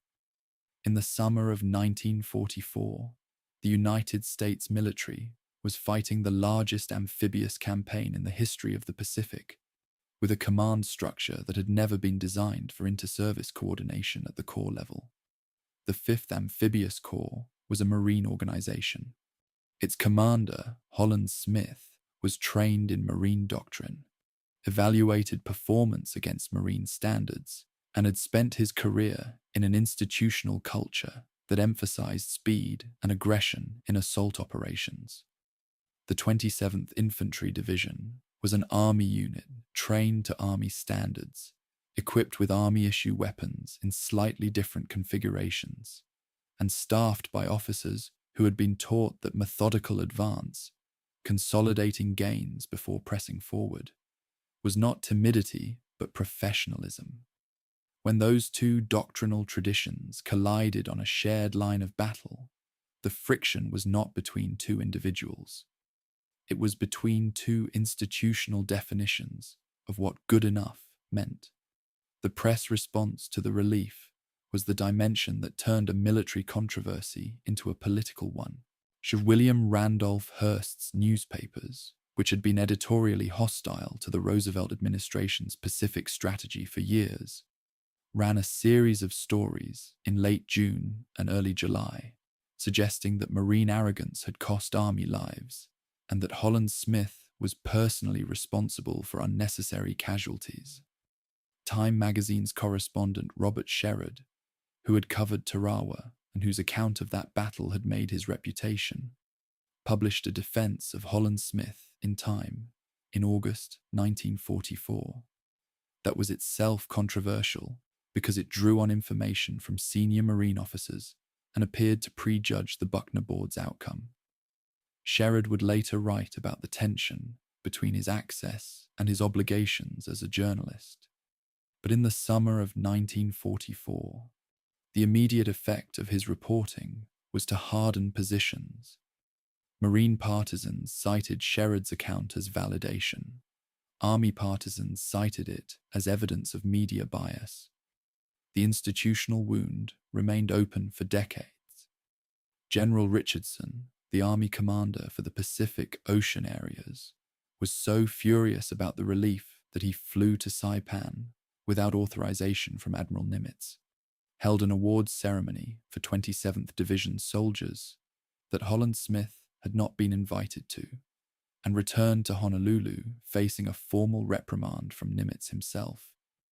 There is a disparity in the primary record that historians have never fully resolved, and it sits at the center of the entire controversy. The after-action reports filed by the 27th Infantry Division's artillery units for June 20th through 23rd record a total of approximately 1,100 rounds fired. The after-action reports filed by 4th Marine Division Artillery for the same period record approximately 3,400 rounds.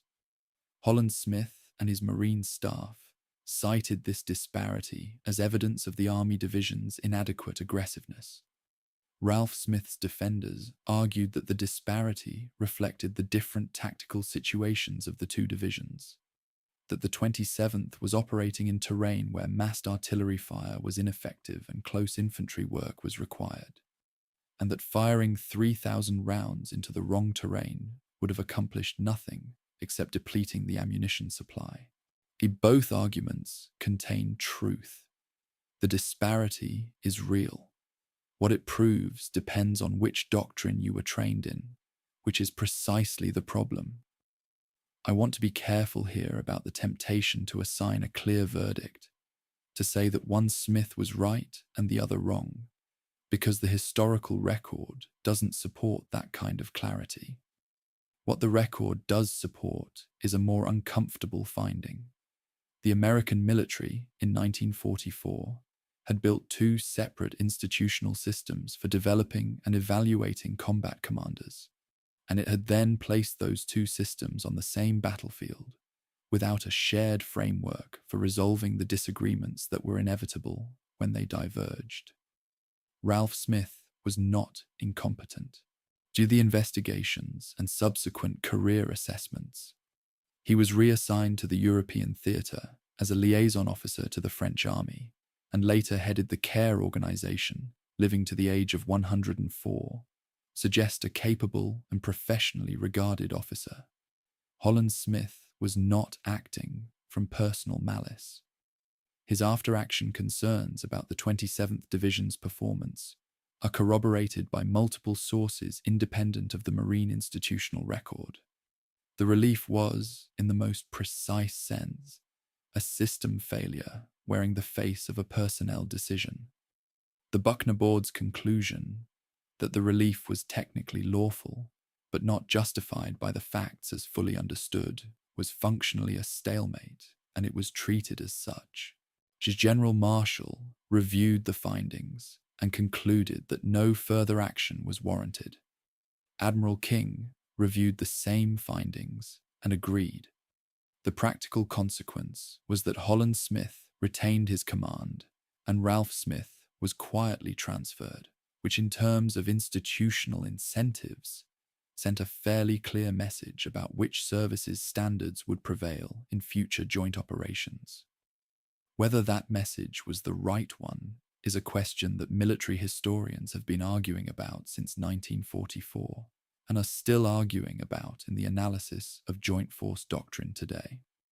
The Smith versus Smith controversy appears in every serious treatment of Pacific Campaign command structure, and it appears there for a specific reason. It was the moment when the American military's inter-service organizational problems became visible at the tactical level, in public, in the middle of combat, in a way that could not be quietly resolved.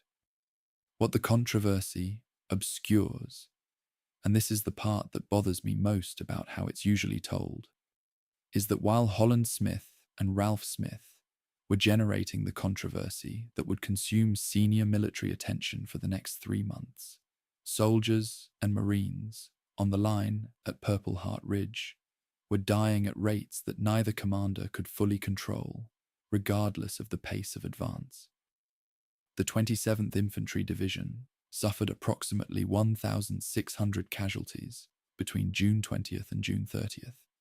Whether a faster advance would have reduced that number or increased it is unknowable. The terrain was what it was.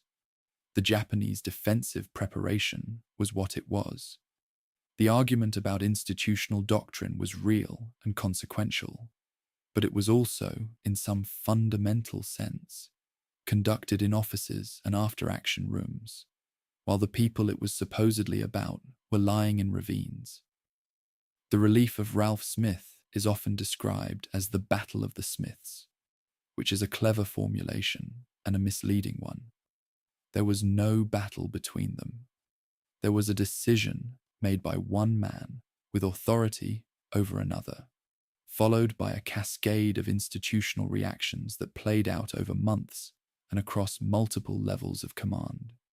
The actual battle, the one fought by the 27th Infantry Division and the two Marine divisions in the center of Saipan in the last week of June 1944, continues in the chapters that follow, largely independent of the controversy it generated.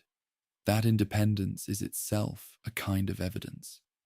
The men on the line were doing what men on lines do, and the institutional argument about how they were doing it was happening somewhere else. Chapter 9. The Battle of the Philippine Sea. On June 15th, 1944, the same morning, American Marines were wading ashore at Charankanoa. Admiral Jisaburo Ozawa's first mobile fleet departed the anchorage at Tawi-Tawi in the southern Philippines and turned northeast.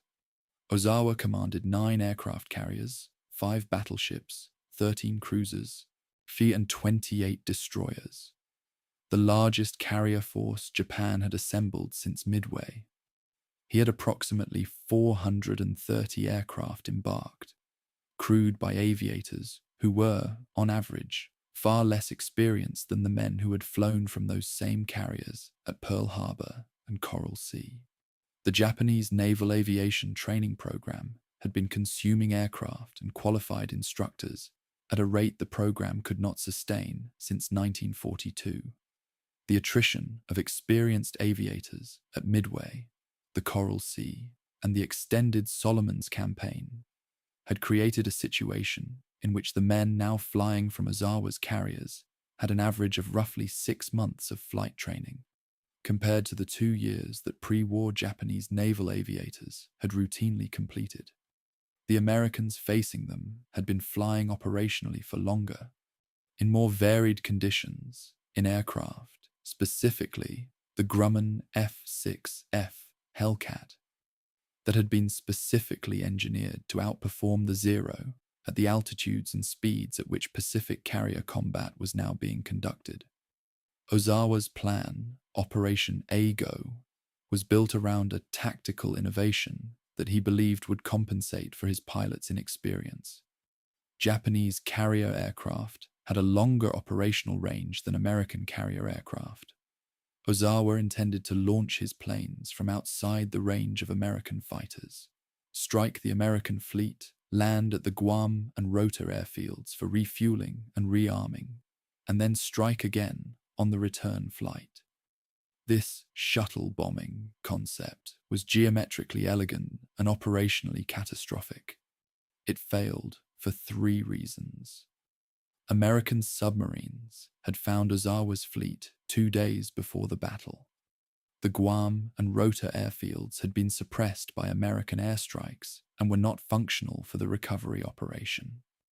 And the American fighter direction system, the radar-guided combat air patrol coordination that Vice Admiral Mark Mitcher's Task Force 58 had refined over 2 years of carrier operations, was capable of putting Hellcats into intercept position within minutes of detecting an incoming raid. When the first Japanese strike wave of approximately 69 aircraft crossed the radar detection threshold on the morning of June 19th, the American fighter direction controllers had F-6F Hellcats airborne and positioned to engage at altitude before the Japanese formation reached visual range of the fleet. The destruction of the first strike wave took approximately 90 minutes. Of 69 aircraft in the first wave, roughly 50 were shot down. The second wave, approximately 128 aircraft, fared proportionally worse. Japanese records, which are incomplete because several of the carriers that launched that morning did not survive the day, suggest that fewer than 30 aircraft from the second wave returned. American fighter pilots and their controllers, listening to the radio traffic of the engagement, began using the phrase "turkey shoot" among themselves, a term that found its way into after-action reporting and eventually into the historical record as the Great Mariana's Turkey Shoot, a name that emphasizes the lopsidedness of the aerial engagement without capturing what it cost the Japanese Navy in terms of irreplaceable human expertise. In 2 days of aerial combat, Japan's first mobile fleet lost approximately 330 aircraft in the air, and approximately 50 more destroyed on the Guam and Rota airfields. American losses in aerial combat were 23 aircraft. The submarine dimension of the battle is less famous than the aerial engagement, but strategically decisive. USS Albacore, a Gato-class fleet submarine, had been on patrol in the Philippine Sea when it made contact with Ozawa's fleet on the morning of June 19th. Albacore fired a spread of 6 torpedoes at the carrier Taiho, Ozawa's flagship, the largest and most modern carrier Japan had ever built, completed in March 1944 and on her maiden combat deployment. 1 torpedo struck the Taiho's aviation gasoline system. The carrier's damage control crews made a decision, opening ventilation fans to disperse the accumulated fuel vapor, that instead distributed it throughout the hangar deck. At approximately 1500 hours, a spark from an unknown source ignited the vapor. The explosion that followed was catastrophic. The Taiho sank within minutes, taking with her the flagship's communications center and Ozawa himself, who had to be physically transferred to a cruiser during the battle. Meanwhile, USS Kavala, another fleet submarine, found the carrier Shokaku, a veteran of Pearl Harbor, Coral Sea, and Santa Cruz, and put 3 torpedoes into her. The Shokaku sank at approximately 14 hours. Japan lost 2 fleet carriers, the cream of its remaining carrier aviation expertise, and the tactical coherence of its fleet, all within the same afternoon. The night of June 20th produced one of the most consequential command decisions of the Pacific War, and it belongs to Vice Admiral Mark Mitcher. American search aircraft had located Ozawa's retreating fleet late in the afternoon, at a range of approximately 275 miles, near the absolute limit of the carrier aircraft's operational radius. Launching a strike at that range in late afternoon meant that the aircraft would make their attack after sunset and return in full darkness, a maneuver that carrier aviation doctrine specifically prohibited because night carrier landings were extremely dangerous and pilots not trained in them were highly likely to ditch in the ocean. Mitcher launched anyway. 216 aircraft, armed, headed west into the late afternoon sun. The strike found Ozawa's fleet, sank the carrier Hijo, damaged 2 other carriers, and set fuel tankers on fire. Then the aircraft turned east, into full darkness, running low on fuel, with pilots who had not slept in 20 hours and had just flown the longest combat strike in American carrier aviation history. Mitcher made the second decision. He ordered Task Force 58 to turn on every light. Every ship, destroyers, cruisers, battleships, carriers, illuminated their running lights, their signal lights, and in some cases their deck lights, in direct violation of blackout protocols that had been in force continuously since Pearl Harbor. The risk was genuine. A Japanese submarine in the area could have used the lit fleet as a navigational reference for a torpedo attack. Mitchell accepted that risk because his pilots were ditching in the ocean in the dark, and he could not recover aircraft he could not find. The lights-on decision saved approximately 100 pilots who ran out of fuel and ditched near the illuminated fleet, where rescue operations could proceed immediately. 80 aircraft were lost, mostly to fuel exhaustion, in addition to the 23 lost in combat. Of the pilots who ditched, the majority survived. "Turn on the lights" became one of those phrases, like "don't give up the ship" or "damn the torpedoes," that gets repeated in the Naval Academy's leadership curriculum without the full weight of what it meant to Mitchell at that moment. The knowledge that he was risking his fleet to save individual men, and the willingness to make that trade. The strategic consequence of the Battle of the Philippine Sea for the Battle of Saipan was total and immediate. Ozawa's fleet had been Saipan's only credible hope for relief. The Japanese garrison, approximately 30,000 men, could survive artillery and infantry assault for weeks if properly supplied, and if there was a possibility of naval intervention that might interrupt the American operation. After June 20th, that possibility no longer existed. The garrison knew this within days. Captured documents recovered by American intelligence units in late June and early July indicate that Japanese officers on Saipan received radio communications confirming the fleet's withdrawal and the scale of its losses. What those communications meant, tactically, was that every Japanese soldier on Saipan was now fighting a battle whose outcome was already decided, not in the sense that individual engagements were predetermined, but in the sense that no amount of local tactical success could change the campaign's trajectory. The Japanese pilot losses at the Philippine Sea have a specific demographic character that matters for understanding the remainder of the Pacific War. The 330 aircraft destroyed in the air on June 19th and 20th represented not just machines and fuel, but approximately 330 irreplaceable trained aviators, men who had completed the compressed 6-month training program that was already Japan's emergency response to the attrition of the previous 2 years. Japan did not have a training pipeline that could replace those losses on any timeline relevant to the continuation of the war. The American carrier aviation training system, by contrast, was producing approximately 1,000 new naval aviators per month by mid-1944, each with an average of 300 flying hours before their first fleet assignment. The asymmetry in human capital between the two naval air arms was not new in June 1944. It had been building since Midway. The Philippine Sea made it permanent. For the men on Saipan's beaches, the Marines and soldiers who had been fighting for 4 days before the naval battle began, the Philippine Sea was a geographical abstraction. The messages that filtered down through the command structure were elliptical in the way that command communications typically are during active operations. Reference to favorable developments at sea, reference to the enemy's reduced capacity for reinforcement.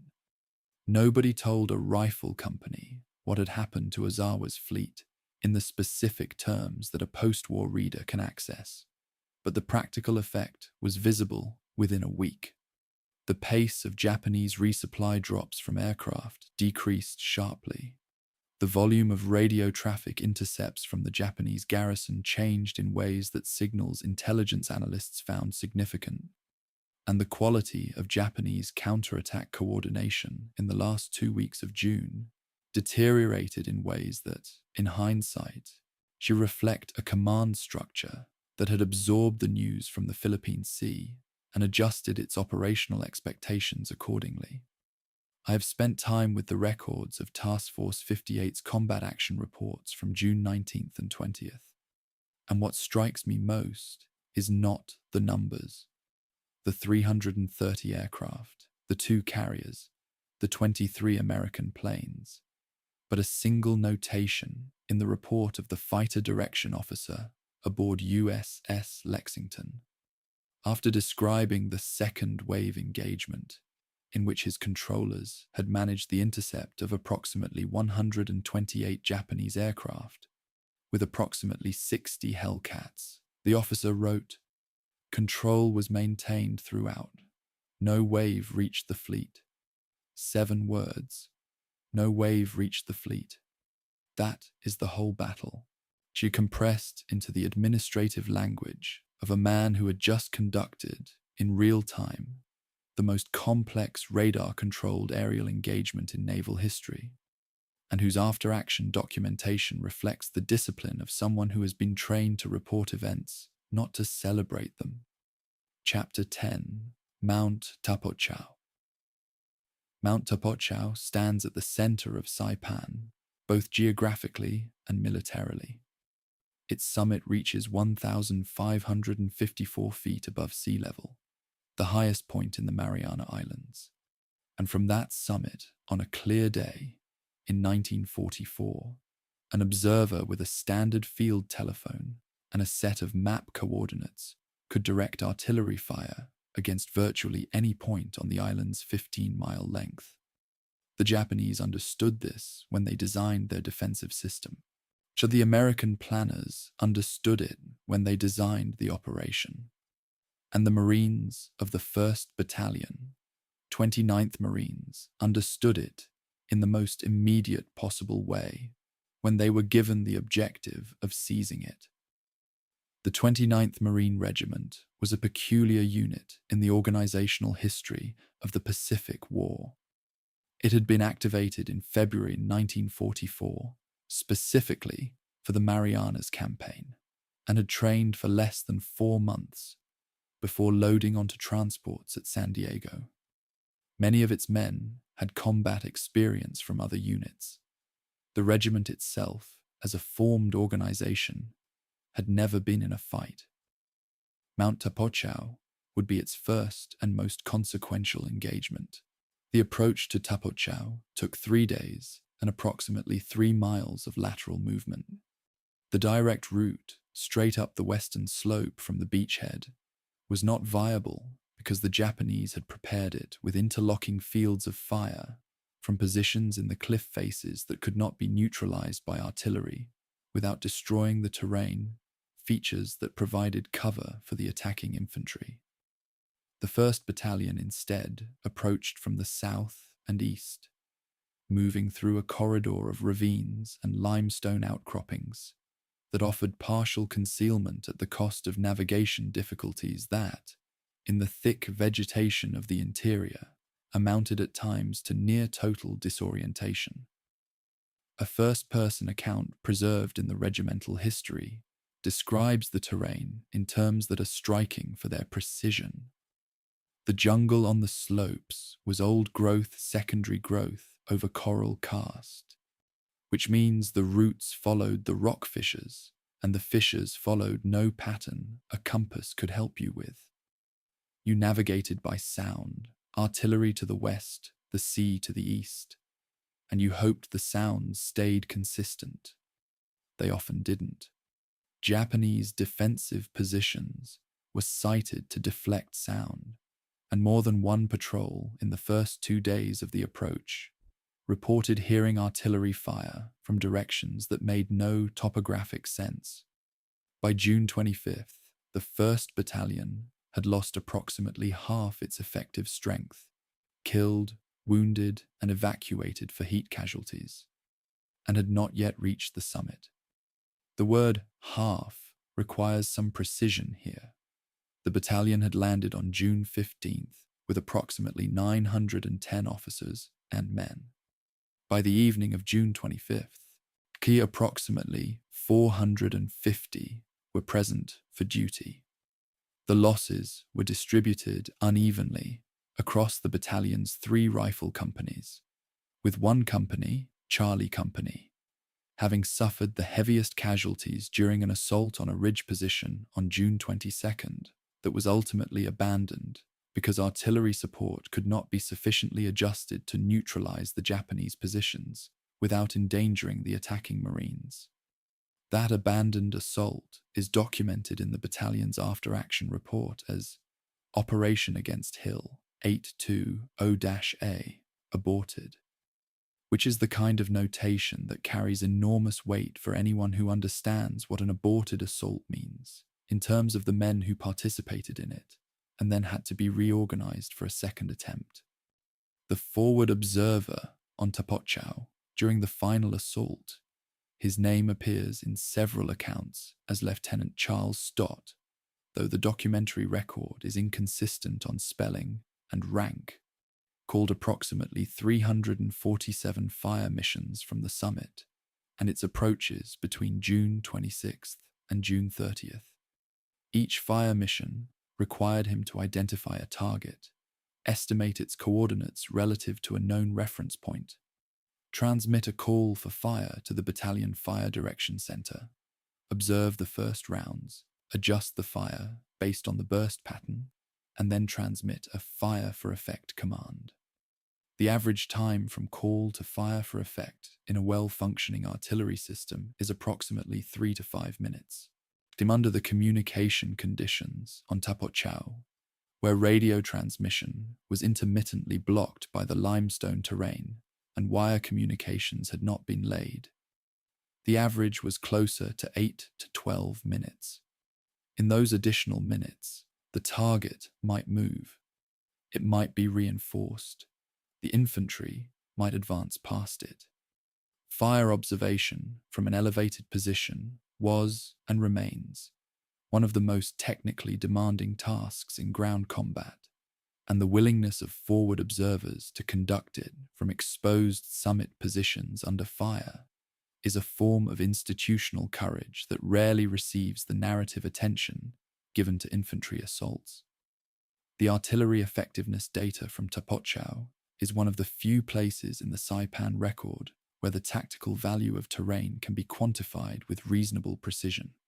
Before the summit was seized, artillery missions supporting the advance through the central corridor had an estimated effectiveness rate, rounds on target relative to rounds fired, of approximately 12% based on post-engagement comparison of fire logs with aerial photography.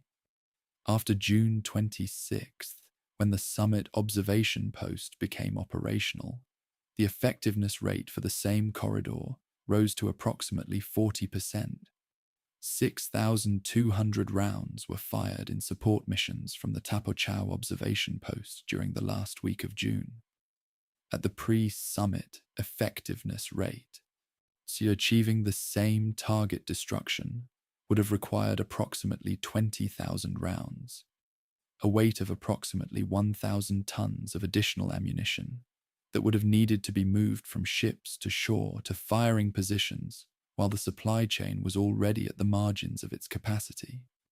The seizure of Tapotchau was not merely a tactical victory, it was a logistics decision that the infantry made without knowing that's what they were making. The Japanese defensive system on Tapotchau was built into the limestone itself.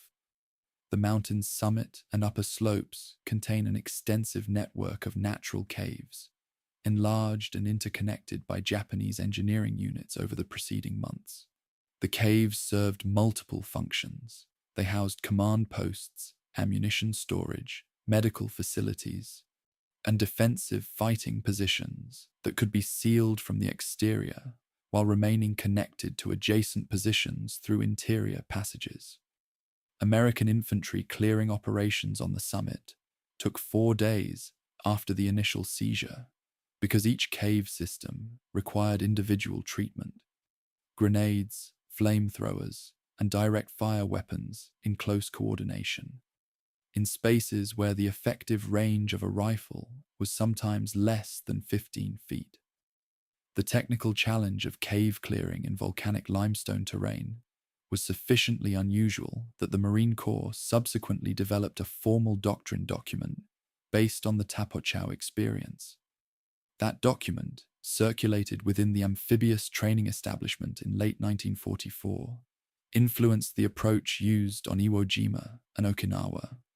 The view from Tapochau on June 28, 1944, the day the observation post became fully operational, encompassed the entire island, the anchorage with its hundreds of ships, the beaches where, 2 weeks earlier, Marines had died in the surf, and the northern coastal plain where, in 10 days, the largest Banzai charge of the war would be launched. A Marine corporal who had served as a runner for the battalion during the assault wrote in a letter home, preserved in the collection of his family and cited by James Campbell's research, that the view from the summit made him feel sick and large at the same time, like you could see too much of what was happening and none of it was good. That letter was dated June 29th. The corporal survived Saipan. He was wounded on Tinian in August and did not return to combat. The 29th Marine Regiment's seizure of Tapochau is one of the least documented significant actions of the Saipan campaign, partly because the regiment was new and had no established war correspondent relationship, partly because the fighting on Tapochau was contemporaneous with the Smith versus Smith controversy, which absorbed most of the available press attention in late June, and partly because cave-clearing operations in dense terrain do not generate the kind of identifiable dramatic moment, a flag planted, a position overrun, that military journalism historically favors. The regimental history, published by the Marine Corps Historical Center, covers the Tapochau operation in approximately 4 pages of dense technical narrative. The after-action reports are more detailed and more useful. The letters and personal accounts, where they exist, are more honest about what the fighting actually felt like. No single source provides a complete picture. Taken together, they describe an operation that cost approximately 450 casualties across 3 regiments and gave the American forces on Saipan an artillery advantage that shortened the battle's final phase by an amount that no one can precisely calculate, but that every logistics officer and corps artillery commander in the operation understood was significant. There is a technical note in the Tapochau after-action documentation that I want to flag for historiographical reasons. The battalion fire direction log records 347 fire missions called from the summit observation post, but the corps artillery log for the same period records only 312 missions as having originated from that location. The discrepancy of 35 missions, each representing a distinct call for fire, adjustment, and fire for effect sequence, is unexplained in either document. It could reflect communication failures in which calls were transmitted but not recorded at the receiving end. It could reflect missions that were called but not executed due to ammunition constraints. It could reflect a documentation error. The discrepancy is small enough to be administratively unremarkable. It is large enough that 35 fire missions represent, at an average of 20 rounds per mission, approximately 700 artillery rounds, roughly 35 tons of ammunition, whose expenditure is either unaccounted for in the corps log or was recorded under a different mission origin code. Historians working with logistical records learn to pay attention to small discrepancies. The significance of Tapochau for the final week of the campaign lies not in the summit itself, but in what possession of that summit meant for the advance on the island's northern plain. With observation from 1,554 feet, American artillery could see and engage targets on the Tanapag Plain, the flat coastal ground north of Garapan, where, in early July, the remnants of the Japanese garrison would concentrate. From ranges and angles that would otherwise have been impossible. When the Banzai charge came on the morning of July the 7th, the artillery fire that ultimately broke it was adjusted in part from positions with sightlines to Tapochau, The mountain's seizure on June 26th and the charge's repulse on July 7th are separated by 11 days and connected by a chain of fire direction decisions that runs, in a mostly unbroken line, through the hands of the forward observers who had climbed the mountain under fire and stayed there. Chapter 11. General Saito's Last Calculation. Lieutenant General Yoshitsugu Saito had been the commander of the 43rd Infantry Division before the war brought the command to Saipan, and by the standards of the Imperial Japanese Army's General Officer Corps in 1944, he was a professional of conventional distinction, methodical, he committed to the tactical orthodoxies of his service, and capable of the kind of operational stubbornness that the Japanese Army rewarded as virtue.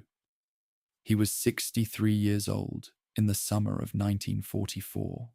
He had been on Saipan since the previous year, overseeing the construction of the island's defences within the constraints of a supply situation that had been deteriorating since American submarines began systematically interdicting the convoy routes in late 1943. By June 1944, approximately one-third of the construction materials and reinforcing troops assigned to Saipan's garrison had been lost at sea before arriving.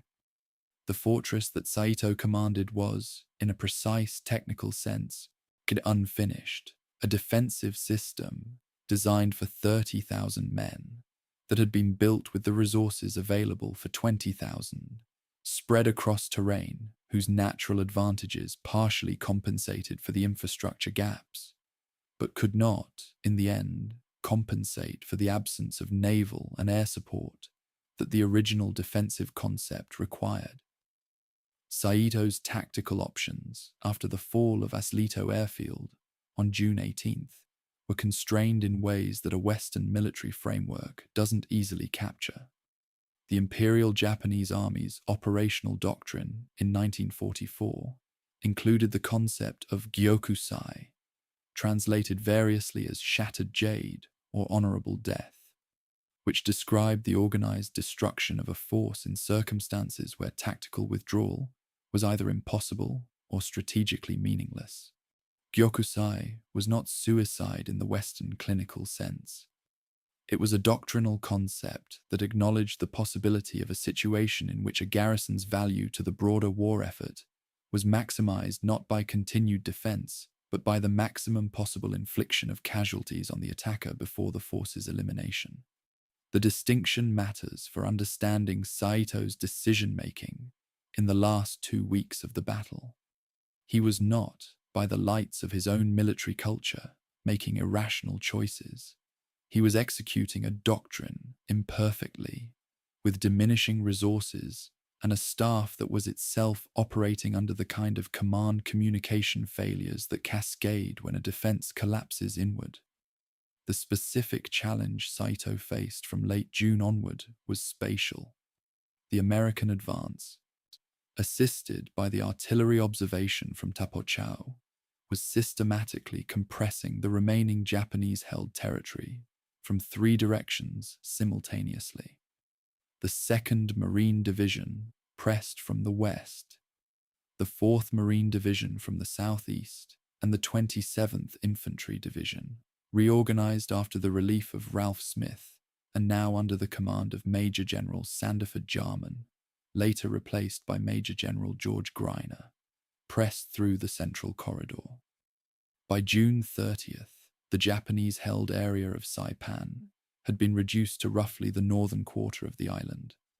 The Tanapag Plain, the high ground around Marpi Point, and the coastal cliffs at the island's northern tip.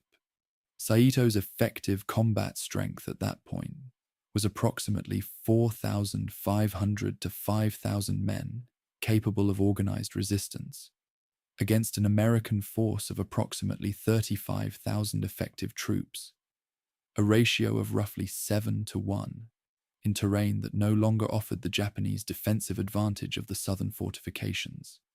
Radio traffic analysis by American Signals Intelligence Units, operating as part of the 5th Amphibious Corps' Intelligence Section, tracked the degradation of Japanese command communications through late June. the frequency of encrypted traffic from Saito's headquarters to Imperial General Headquarters in Tokyo declined from multiple messages daily in the first week of the battle to approximately one message per day by June 28th. The content of those messages, decrypted in part through the magic program and partially reconstructed from captured documents, shifted from operational reporting to increasingly formulaic expressions of intent, affirmations of the garrison's commitment, requests for support that the sender must have known could not be answered, and finally, the formal reporting structures that the Japanese army maintained regardless of tactical circumstances, because the maintenance of communication form was itself a form of institutional discipline. One message, dated July 4th and cited in the Marine Corps' Breaching the Marianas monograph, read in partial translation: "The garrison continues to fight. We acknowledge no possibility of relief. The spirit of the troops remains." Saito filed that message on the day American forces crossed the Tanapag Plain's southern edge. The question of what Saito knew about the Battle of the Philippine Sea, and when he knew it, is one of the most consequential pieces of intelligence history in the entire Saipan campaign. The naval battle occurred on June 19th and 20th. By June 21st or 22nd, Saito's headquarters would have received some form of communication about its outcome. The Japanese Navy's reporting protocols would have softened the scale of the defeat.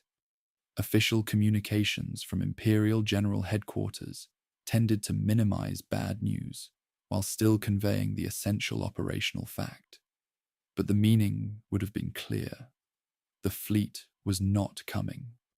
Captured documents recovered after the battle's end and cited in subsequent Army historical analysis suggest that Saito received a communication on approximately June 23rd, acknowledging the fleet's withdrawal and the reduction of reinforcement possibilities. The document's phrasing used the formal language of strategic redeployment, but Saito, as a senior officer, would have understood what the redeployment meant for his garrison's survival probability. He continued fighting for another 2 weeks. Saito's final order, issued on the evening of July the 6th, 1944, has been quoted and misquoted in enough context that it's worth being precise about what the authenticated version actually says.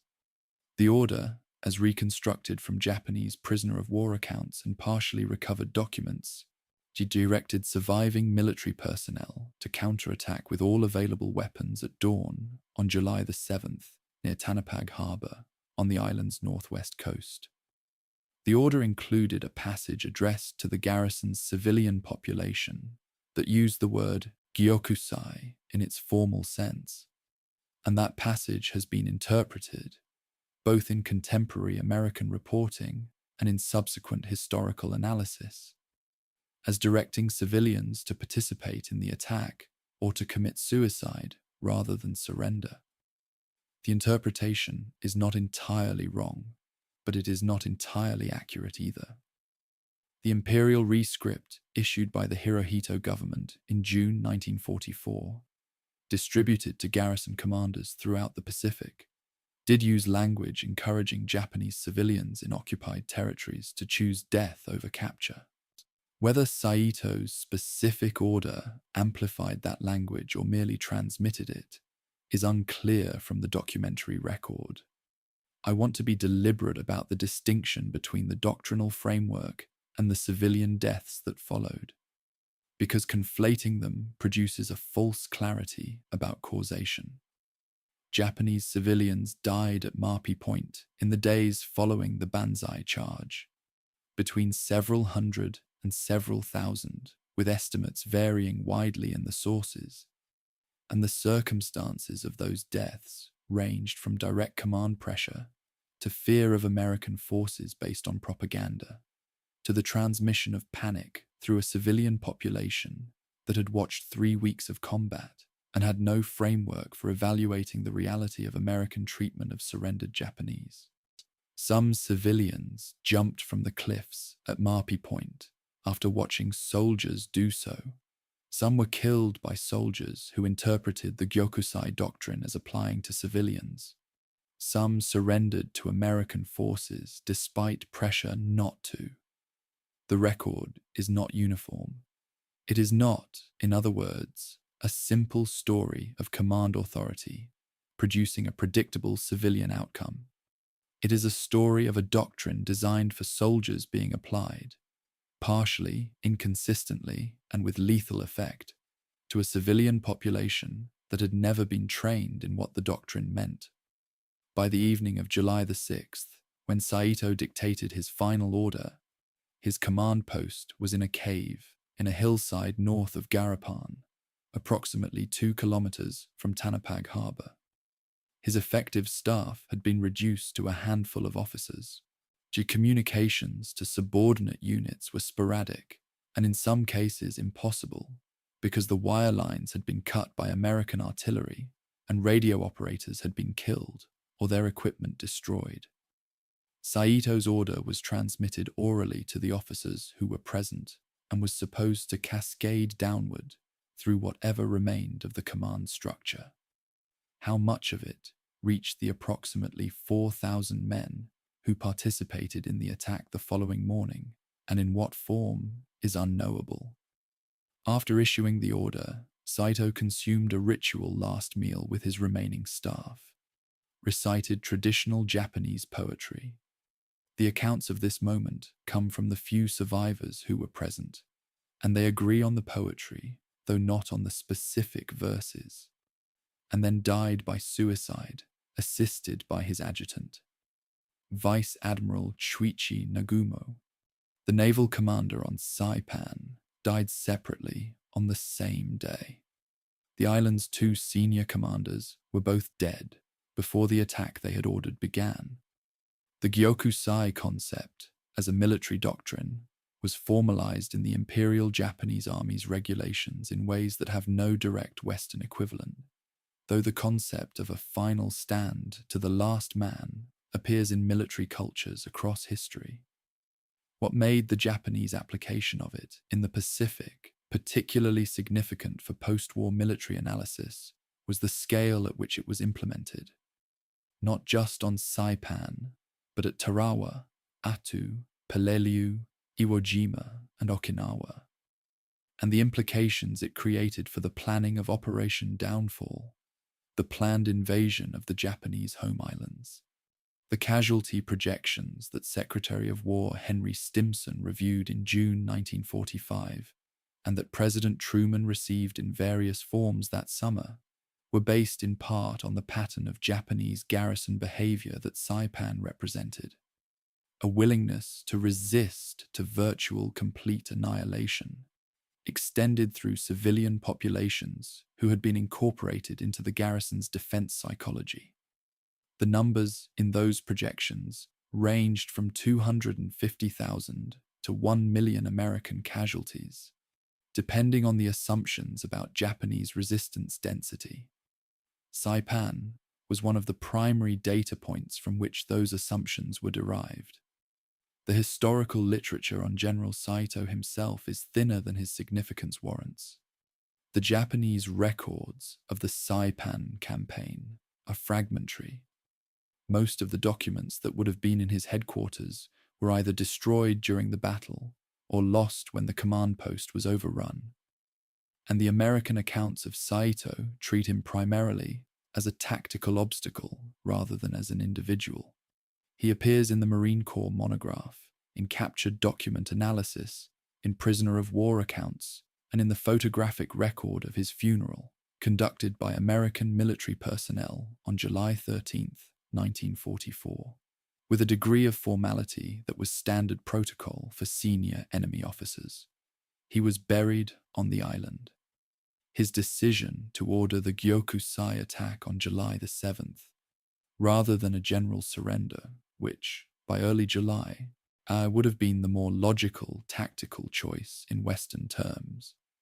is the central analytical fact of the battle's final phase, and it is a decision that cannot be fully understood without the doctrinal and cultural framework in which it was made. Chapter 12. The largest Banzai charge.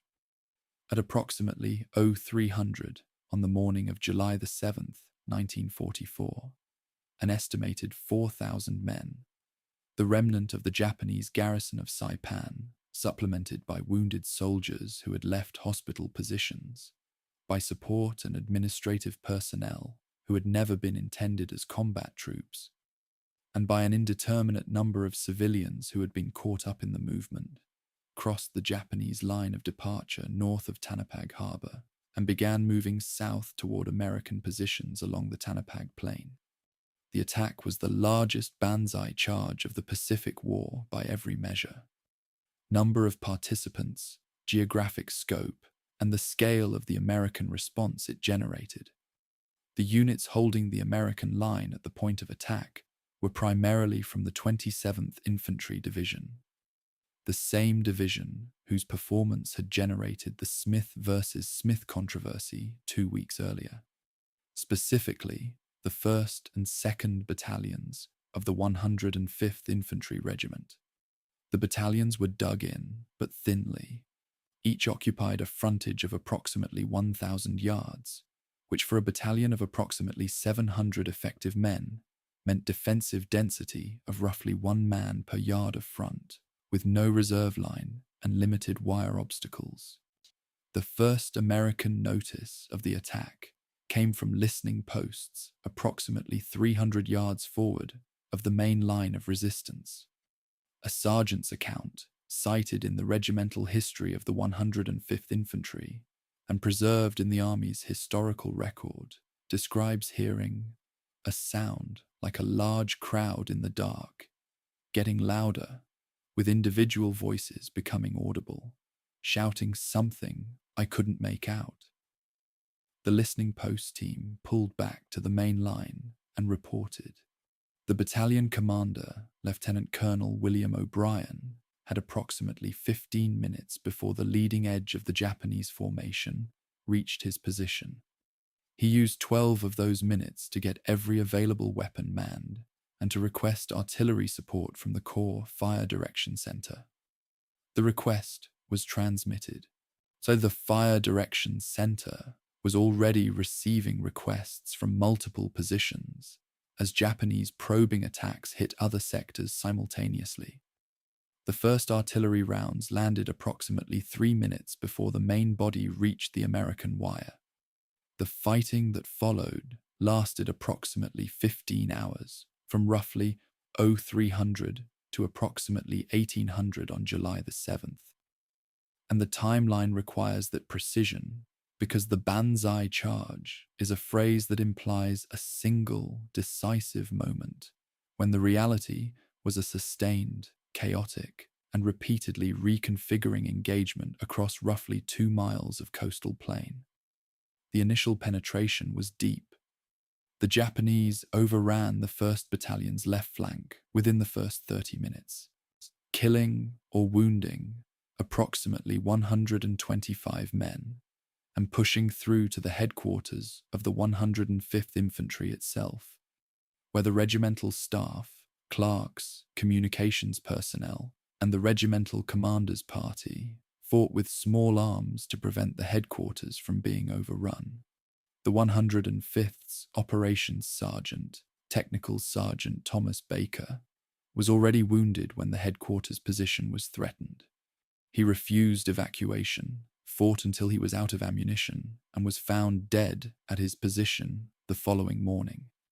He was posthumously awarded the Medal of Honor. So were Lieutenant Colonel O'Brien, who died at the head of his men during a counterattack to restore the line, and Private First Class Harold Agerholm, who evacuated approximately 45 wounded men under fire using a jeep before being killed. The artillery response to the charge involved a technical improvisation that the official after-action report documents in detail and that represents one of the most unusual uses of indirect fire support in the Pacific Campaign. As the Japanese formation penetrated the American line, the normal artillery support procedures, in which fire is directed ahead of the friendly forces, became unusable because the ahead and behind of the defensive line were no longer consistent. Japanese attackers were mixed with retreating and fighting American soldiers across a 2-mile front. Calling standard artillery missions risked killing American troops who could not be located precisely enough to protect. The Corps artillery officer, working with the observation post on Tapochau and with aerial observers in liaison aircraft, developed a fire plan that used the coastal geography as a fix point. Artillery was directed at the beach itself, at the water's edge, and at the 100 to 200 yard band between the waterline and the outermost penetration of the Japanese advance, with the intent of cutting off the leading elements from reinforcement. The fire was close, dangerously close by any standard, and the after-action report includes a notation that 3 American soldiers were killed by short rounds during the engagement. The Corps Artillery Commander's log entry for approximately 0530 reads, "Fire maintained on beach corridor. Infantry casualties from own fire accepted as operationally necessary." The scale of the artillery response reflects the urgency of the tactical situation. During the 15 hours of the engagement on July the 7th, approximately 2,200 artillery rounds were fired by Corps and Division artillery in direct support of the Tanapag Plain defense. An additional 300 naval gunfire rounds were fired by destroyers operating in the anchorage, directed by the same shore fire control parties who had been coordinating naval gunfire since D-Day. The total weight of metal, approximately 185 to 190 tons, was distributed across a roughly 2 by 2 mile area of coastal plain, beach, and shallow water. The effect on the Japanese formation was devastating. By late morning, Japanese units that had penetrated the deepest were being engaged from 3 sides as American infantry consolidated counterattack positions to the south, and the artillery continued to suppress the beach corridor to the north. The advance, which had covered roughly 2 miles in the first 3 hours, had stopped. One of the complications in assessing the July 7th engagement is the question of civilian participation, which the documentary record addresses inconsistently. The after-action reports focus on military objectives and report Japanese military casualties with relative precision. Approximately 3,800 to 4,000 bodies were counted in the engagement zone between July 7th and July 9th. The presence of civilians in the attacking formation is referenced obliquely in several after-action reports. Descriptions of individuals in civilian clothing among the attackers, of women carrying weapons, of unarmed individuals moving with armed groups, but quantified estimates of civilian deaths in the charge itself are absent from the military documentation. The post-war civilian casualty, accounting for Saipan, places total civilian deaths at approximately 8,000 to 10,000 across the full 24-day battle. The proportion of those deaths attributable specifically to the July 7th engagement, as opposed to the preceding weeks of combat or the Marpi Point suicides that followed, is not established with precision in any source I've found that relies on primary documentation rather than retrospective estimate. The Marine and Army units that moved into the engagement zone after the Japanese attack collapsed found a landscape that several veterans' accounts describe in terms that resist the kind of narrative compression military history typically employs. A Marine corporal attached to the collecting point established north of Tanapag on July 8th wrote in a letter cited in the regimental history of the 29th Marines that the ground was not a battlefield. In any way I'd been told a battlefield looks. It was more like a disaster site. There were people in all directions, some of them soldiers, and some of them clearly not, and the only thing that distinguished them was whether they were in uniform, which not all of them were. That observation, the difficulty of distinction between combatant and civilian in the aftermath of the charge, foreshadows the scene at Marpy Point that would dominate the final days of the battle, and that would generate the most enduring documentary and photographic record of the entire campaign. The Medal of Honor actions of July 7th deserve more than a recitation of names. Sergeant Baker, Lieutenant Colonel O'Brien, and Private Agerholm represent three distinct forms of courage under identical circumstances, and the distinction matters. Baker's action was individual, a man already wounded who chose to continue fighting rather than accept evacuation, and who was found dead in his final position, surrounded by evidence of sustained resistance.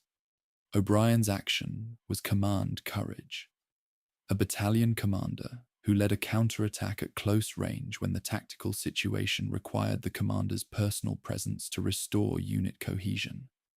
Agerholm's action was logistical courage, the recognition in the middle of a penetration that had broken the regimental headquarters line, that the wounded men who could not move were as much in mortal danger as the men still fighting, and the decision to do something about that with a jeep and a willingness to drive into the engagement zone. All three men died on July 7th. The Army posthumously awarded them the Medal of Honor. The 27th Infantry Division, whose performance 2 weeks earlier had been the subject of the most damaging inter-service controversy of the Pacific Campaign, she produced 3 Medal of Honor recipients in 15 hours of fighting. The Japanese perspective on July 7th exists in fragmented form through the accounts of the approximately 700 survivors of the original 4,000 who were taken prisoner in the days following the charge, or who surrendered in the weeks and months thereafter.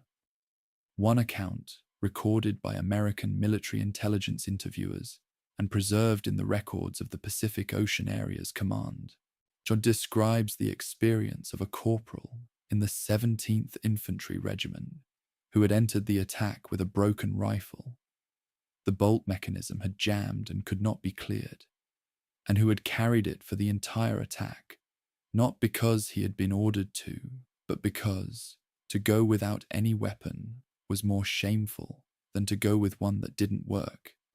He had been in the attack for approximately 2 hours before being separated from his unit in the chaos of the penetration. He found himself alone, without ammunition, behind the American line, and had lain in a drainage ditch for 36 hours before being found by an American infantry patrol. He was 31 years old. He had been drafted in 1942, had been assigned to Saipan in March 1944, and had never fired his rifle at an American soldier because it had never worked. History keeps these men badly. I find myself returning to that corporal in the drainage ditch when thinking about what July 7th meant in terms of scale. 4,000 people crossed that line of departure in the dark. Approximately 700 were alive, as prisoners or in hiding or scattered in the remaining northern terrain, when the battle ended 2 days later. The 3,300 dead were not abstractions. They were men of various degrees of willingness, various degrees of combat effectiveness, various degrees of understanding of what they were doing and why, who crossed a line in the dark because a general who was already dead had told them to. The Banzai charge is documented in the military record as a tactical event, an attack of a specific size against a specific position with specific consequences. It was also a human catastrophe of a specific magnitude, generated by a specific doctrine in specific terrain on a specific morning. The distance between those two descriptions is not merely rhetorical. It is the distance between what military history records and what actually happened. Chapter 13. Marpi Point. The northern tip of Saipan ends in a limestone shelf that drops roughly 80 feet to the ocean. In July of 1944, that shelf acquired a name that would outlast the battle, the decade, and most of the people who were present to witness what happened there. Suicide Cliff, and below it, Banzai Cliff. American correspondents named them. The names stuck because they were accurate. Between approximately July the 7th and July 9th, in the 2 days following the destruction of the Banzai charge on the Tanapag Plain, American infantry and their attached units moved north along Saipan's western coast and encountered, at the island's outermost point, a scene that multiple witnesses described in terms that appear repeatedly in the primary record. They had no framework for what they were seeing. Time correspondent Robert Sherrod, who had covered Tarawa and Saipan from the beaches, filed a report in late July for Time magazine's issue of August 7th, 1944, under the headline, "The Nature of the Enemy," in which he described watching Japanese civilians and soldiers jump from the cliffs in numbers that he could not initially reconcile with what he had been told about the civilian population's size and distribution. "I had been told there were perhaps 20,000 civilians on Saipan," Sherrod wrote. "What I saw at Marpi Point made me believe that number was too low, or that the civilians had not understood what was being offered to them, or both. The American loudspeaker broadcasts that preceded the infantry's advance to Marpi Point were a genuine effort at psychological operations, and the historical record on their effectiveness is genuinely ambiguous. Nisei linguists attached to the 5th Amphibious Corps had been broadcasting surrender appeals throughout the campaign, in Japanese, in the dialect spoken by the Okinawan settlers, who made up a significant portion of the civilian population, and in some cases with messages directed specifically at the Chamorro and Korean populations, who had different relationships to the Japanese garrison and different incentives regarding surrender. The broadcasts at Marpi Point specifically promised safe treatment, food, and medical care. They were transmitted through loudspeaker equipment mounted on vehicles and on at least one landing craft operating offshore. The testimony of survivors who did surrender at Marpi Point indicates that some people came forward specifically in response to those broadcasts. The testimony also indicates, and this is where the historiography becomes complicated, that Japanese soldiers in some positions were actively preventing civilians from approaching the American lines, in some cases at gunpoint, and that the propaganda content of the broadcasts was being actively countered by military personnel who told the civilians that the American promises were deceptions designed to lure them into captivity where they would be killed or enslaved. The specific mechanics of what happened at Marpi Point, how many died, by what means, under what degree of coercion, have been documented with varying degrees of precision in a body of sources that do not fully agree. The U.S. Marine Corps after-action reports estimate between 1,000 and 1,500 civilian deaths in the Marpi Point area during the period July 7th through July 9th. The post-war civilian casualty studies, conducted by the military government unit that established Camp Susupe and was responsible for registering the surviving civilian population, arrived at total battle-related civilian casualties across the entire 24-day campaign of approximately 8,000 to 10,000 people, with Marpi Point deaths constituting a significant but not precisely defined portion of that total. A 1974 article in Pacific Studies, drawing on Japanese survivor testimonies collected in the 1950s and 60s, estimated that between 1,000 and 2,000 civilians died at Marpi Point specifically. The JS Tor accessible version of that study notes a methodological limitation that is important.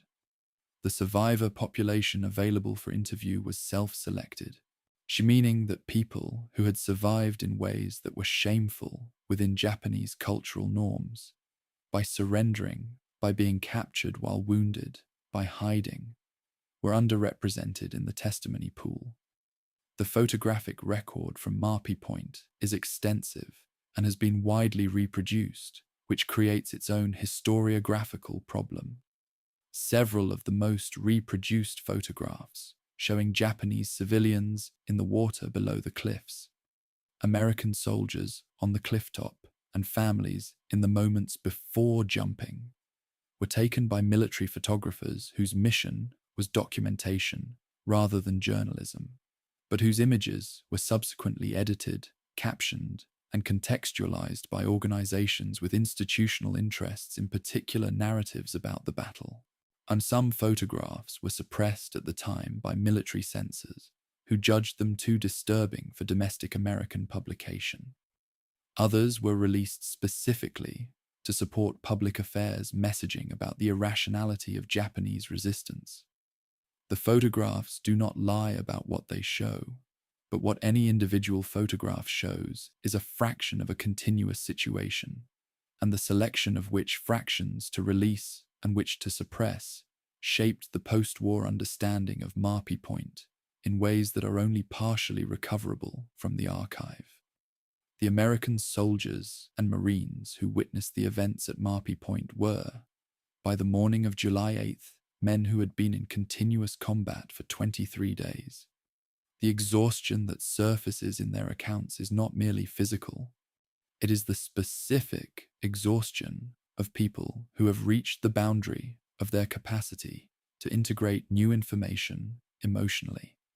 A Marine sergeant whose account appears in the oral history collection, It Rained Fire, compiled by Stephanie Soda and Jennifer McKinnon, and published by the Northern Mariana Islands Historic Preservation Office in 2019, describes arriving at the cliff edge and seeing people in the water, some alive and swimming, and some not, and a woman on the ledge holding a baby, and I didn't.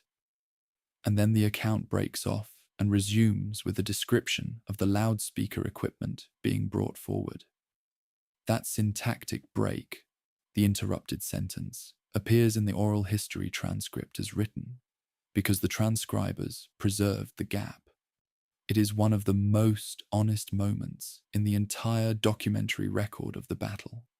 The Chamorro population's experience of Marpi Point was different from the Japanese civilian population's experience, and the difference has been inadequately represented in most accounts of the battle.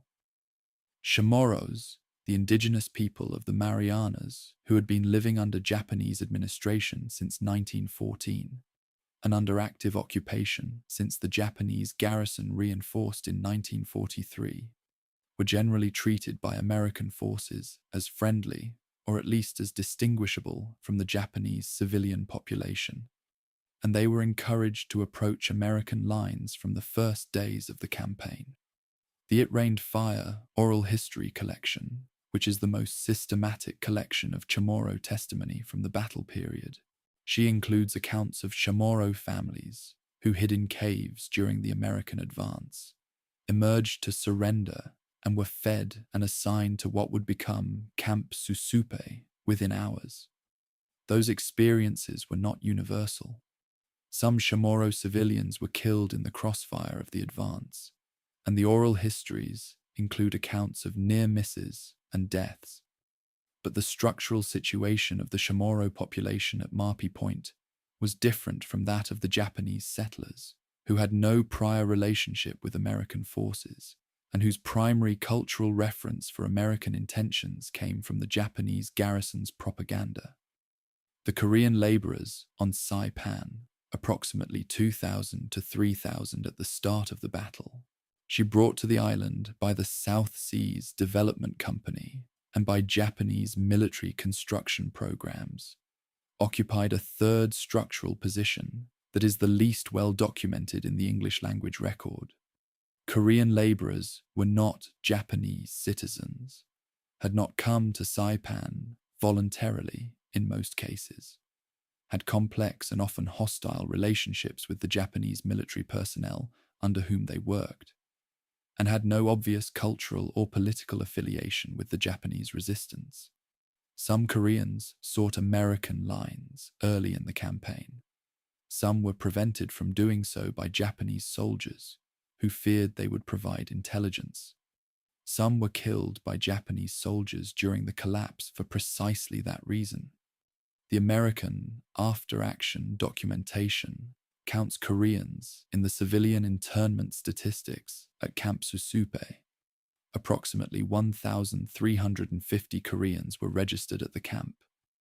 But the accounts of what happened to the Korean population during the Marpi Point events are almost entirely absent from the American primary record, and survive primarily in Korean language sources that were not systematically incorporated into the American or Japanese historical literature until the 1990s. I want to be direct about the analytical problem at the center of this chapter. The deaths at Marpi Point have been attributed, in most popular accounts of Saipan, to a combination of Japanese propaganda, Jokusai doctrine, and direct military coercion of civilians. All three factors were real and documented. But the accounts of survivors, preserved in the oral history collections, in military intelligence interviews, and in post-war testimony, also describe deaths that resulted from panic, from the transmission of fear through a crowd that had watched 3 weeks of combat and had no reliable information about what surrender meant in practice, and from the specific psychological conditions of a population that had been told, repeatedly and by authority figures they had previously trusted, that Americans did not take prisoners. Disentangling those motivations, coercion versus propaganda versus independent fear-driven action, is not possible from the sources that exist.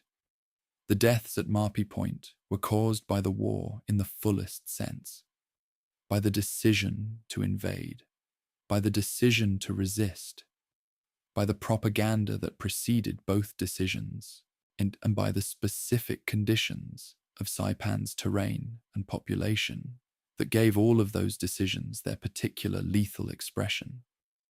The American government's formal response to Marpi Point was to issue a proclamation, broadcast in Japanese over military radio on July 9th, the day the island was declared secure, urging any remaining civilians and soldiers to come forward and guaranteeing their safety. The proclamation was signed in the name of Commander Task Force 56 and promised food, medical care, and humane treatment. Between July 9th and the end of July, the civilian internment population at Camp Susupe grew from approximately 13,289 to approximately 17,265, an increase of approximately 4,000 people who emerged from hiding in the island's cave systems and vegetation after the fighting ended. That number, 4,000 additional civilians who had survived the battle and its aftermath, and who came forward after the formal declaration of victory, is one of the most important numbers in the entire Saipan record, because it means that a significant portion of the civilian population did not die at Marpi Point, did not die in the Banzai charge, and survived through a combination of hiding, luck, and the decision to trust the American proclamation enough to surrender. History has focused on the deaths. The survival was also a fact.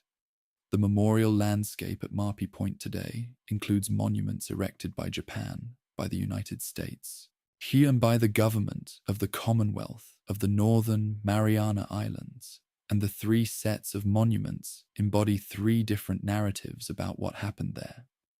The Japanese monuments emphasize sacrifice and sorrow. The American monuments emphasize the tragedy of propaganda and the cost of militarism. The CNMI monuments, more recently erected and more carefully worded, attempt to hold the Chamorro and Carolinian experience alongside the Japanese and American narratives without subordinating any of them to the others. Whether those three sets of monuments can coexist at the same site without producing a kind of memorial incoherence is a question that visitors to Marpi Point have been asking in different ways since the 1980s. It is not a question that has been resolved, which may be the most honest thing that can be said about it. Chapter 14. The island declared secure. At approximately 1600 hours on July 9th, 1944, Lieutenant General Holland Smith transmitted the message that formally ended the Battle of Saipan. The exact phrasing of the declaration, "Saipan is secured," appears in the official record with a precision that the military favors for administrative purposes. And it is technically accurate in the sense that organized Japanese resistance had ceased across most of the island. It is also technically incomplete in the sense that scattered Japanese personnel would continue to resist in the island's cave systems for days, weeks, months, and in one exceptional case, Private Shoichi Yokoi, though his story belongs to Guam, years after the formal declaration. On Saipan, specifically, the last organized Japanese resistance group was not eliminated until early August, and individual Japanese soldiers were captured as late as December 1944, 5 months after the declaration of security. The gap between the administrative fact of secured and the operational reality of a continuing enemy presence is one of the structural problems of island warfare that the Pacific Campaign never fully resolved, and it surfaces at Saipan in ways that the after-action documentation treats as routine, and that the military government personnel assigned to administer the island experienced as anything but. The establishment of Camp Susupe, the internment facility that became the administrative center for Saipan's surviving civilian population, began on approximately July the 15th, 1944, when the military government unit assigned to Operation Forager established registration and processing procedures at a site near Charankanoa on the island's southwest coast. The camp was organized, at least initially, along ethnic lines that reflected both American administrative convenience and the social hierarchies of the pre-war Japanese colonial system. Japanese settlers, Okinawan settlers, Korean laborers, Chamorro indigenous residents, and Carolinian residents were assigned to separate sections of the camp. The initial internee count on July 15th was 13,289 people, 2,258 Chamorro, 782 Carolinian, 1,350 Korean, and the remainder Japanese and Okinawan.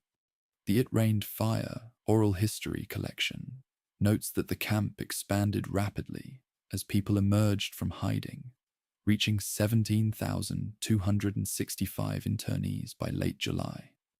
The material conditions at Camp Susupe in its first weeks were constrained by the same logistical pressures that had defined the entire operation. Daily rations for internees were calculated at approximately 2,100 calories per person per day, adequate by wartime civilian standards, but below the 3,000 to 3,500 calories that physical laborers required. The water supply was shared with the military installations being developed on the island and was subject to the same production limitations that had created heat casualties among the military forces in the first week of the battle. A military government report filed in August 1944 noted that the camp's medical facility had treated approximately 840 internees for malnutrition-related conditions in its first month of operation, and that the Chamorro and Carolinian populations had higher rates of malnutrition than the Japanese internees. A reversal of the colonial hierarchy that had governed the island for the previous 30 years, and a reflection of the fact that the indigenous populations had been less well supplied during the Japanese military build-up period and had entered the internment camp with lower baseline nutritional status. The Seabees and military government personnel who administered Camp Susupe in its first months, were working in a situation that had no close precedent in American military planning. The Pacific Campaign's operational planning had included civil affairs provisions, regulations for the treatment of civilian populations in occupied areas, protocols for establishing internment facilities, procedures for registering and documenting civilian populations. But those provisions had been designed around assumptions about the size and composition of civilian populations that, on Saipan, had been significantly wrong. The pre-invasion planning estimate for the civilian population was somewhere between 15,000 and 20,000. The actual population was approximately 25,000 to 30,000. The military government personnel had staffing levels, supply allocations, and administrative protocols calibrated to the lower estimate. And they spent the first 3 weeks of the camp's existence improvising responses to a population that was approximately 50% larger than they had planned for. The improvisation was, by most accounts, reasonably successful. The camp's mortality rate in the first month was lower than comparable facilities in other theaters, but it came at the cost of significant additional strain on an administrative system that was already operating at capacity. The Chamorro experience of Camp Susupe is documented most fully in the It Rained Fire collection, which was compiled from oral histories recorded between 1998 and 2014, and represents the most sustained effort to preserve indigenous testimony about the battle in a systematic form. The testimonies describe a range of experiences within the camp. Some Chamorro families were reunited at Camp Susupe after being separated during the battle. Others arrived with members missing and received no information about their whereabouts for weeks. The camp's ethnic division structure placed Chamorro families in proximity to the Japanese settlers, whose administration of the island had been, in many cases, exploitative and discriminatory.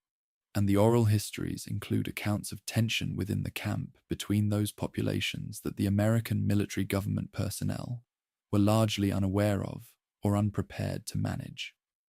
One testimony from a Chamorro woman who arrived at Camp Susupe on July 20th with 4 children and describes being assigned to a section of the camp adjacent to a section housing Japanese settlers from Garapan, who had been her family's employers before the war, and describes the strange and wrong quality of encountering them under those conditions.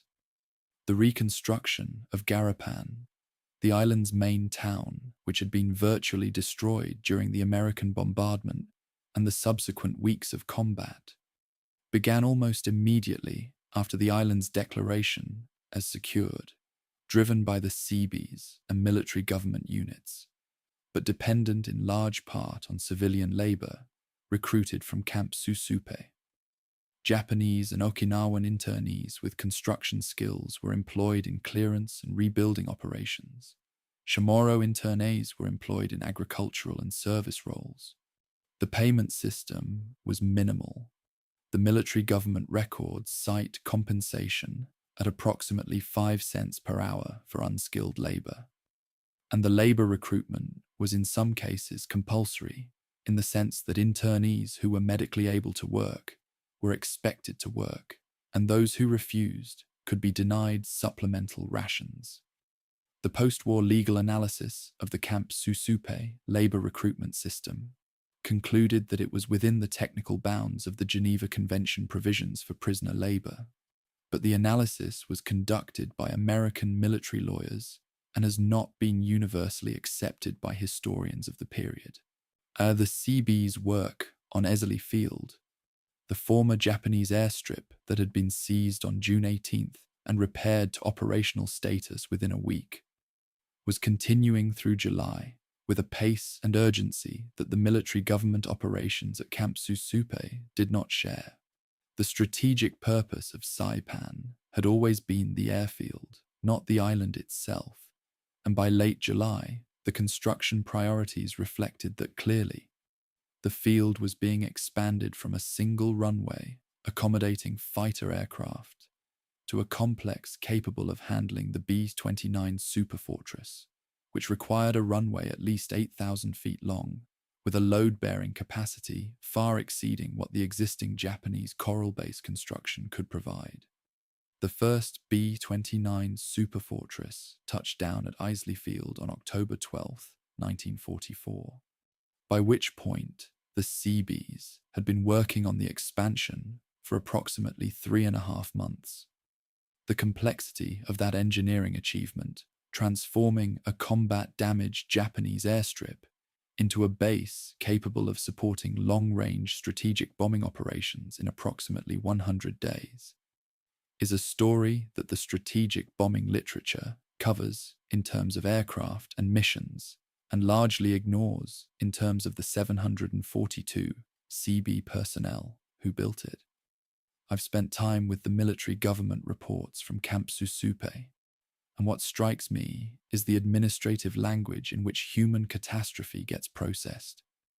The report for the week ending July 28, 1944, records: internee population 17,265. Deaths this week 43. Births this week 7.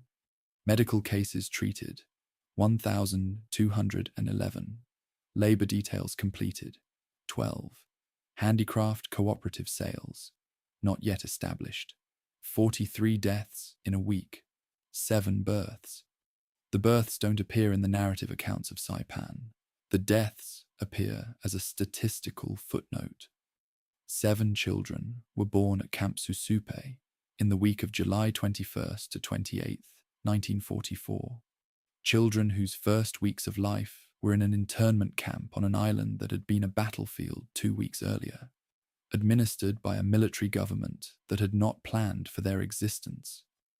None of them are named in the military government records.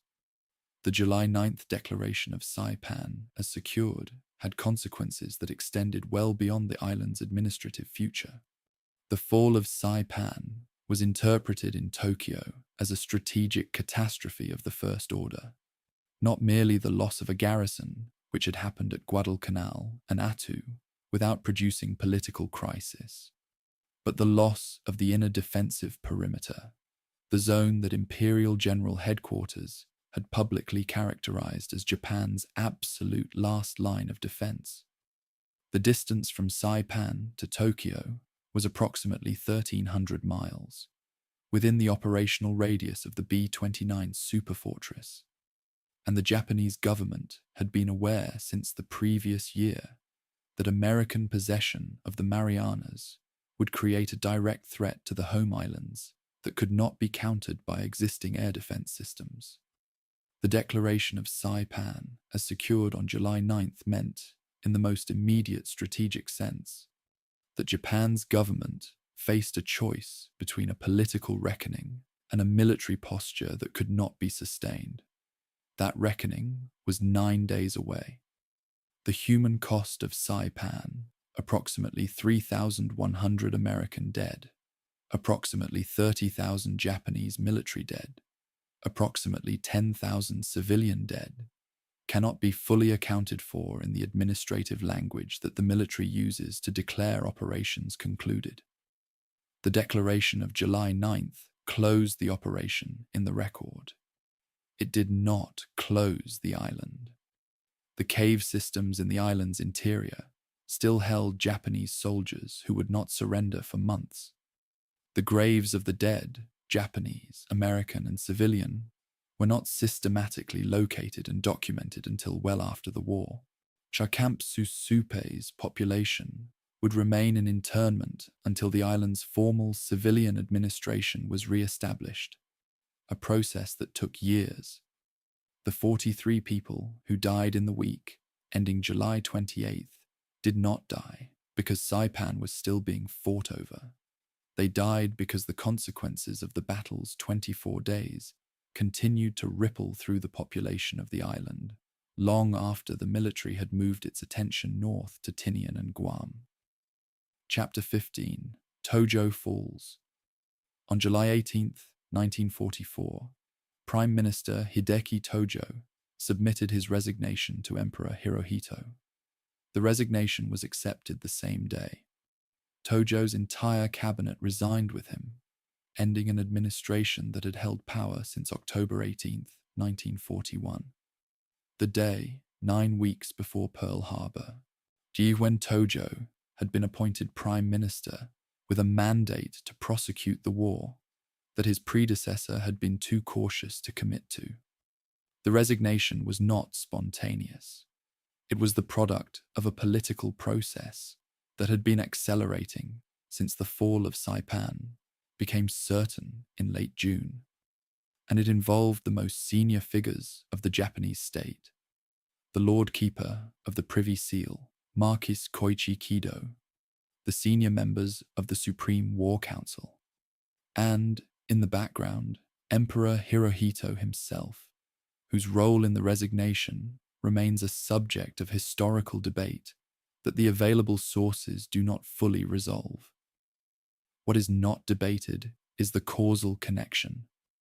Tojo fell because Saipan fell, and the mechanism of that causation is visible in the documentary record in ways that are more specific and more instructive than the general claim usually conveys.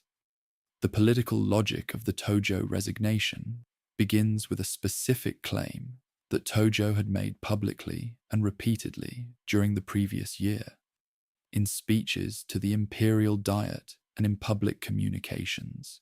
Tojo had characterized the outer defensive perimeter of the Pacific, a line running through the Marianas, the Carolines, and the Philippines, as Japan's absolute national defense zone, a phrase that carried both strategic and ideological weight. The phrase meant that the fall of any position within that zone would represent not merely a military setback, but a failure of the strategic framework around which the government had organized public expectations and political support. When Saipan fell on July 9th, Tojo faced the political consequences of a promise he could not keep. The Lord Privy Seal Kido's diary, one of the most valuable primary sources for the internal politics of wartime Japan, records that Tojo visited Kido on July 13th, and that the conversation concerned the political consequences of Saipan's loss and the question of whether the government could survive them. Kido's entry for that day uses the formal language of political assessment, but its meaning is clear. The question being discussed was not whether Tojo's government was in trouble, but whether it could be replaced in a way that did not produce a political crisis that would accelerate the war's end on terms unfavorable to Japan. The senior statesmen, former prime ministers who met in a formal advisory capacity as the Jushin, convened on July 16th and reached a collective assessment that Tojo's resignation was necessary.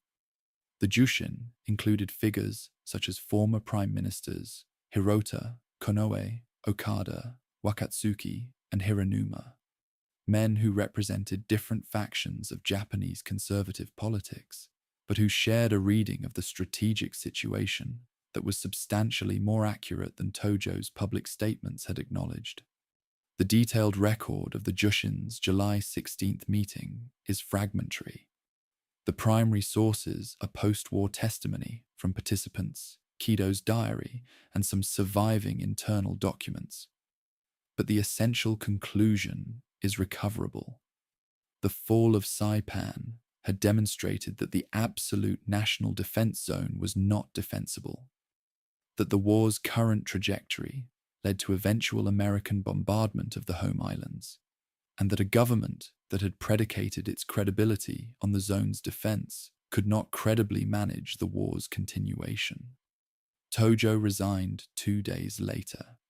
His replacement, General Kuniaki Koiso, was selected specifically as a transitional figure who could maintain military control of the government while allowing space for diplomatic exploration of the war's possible termination.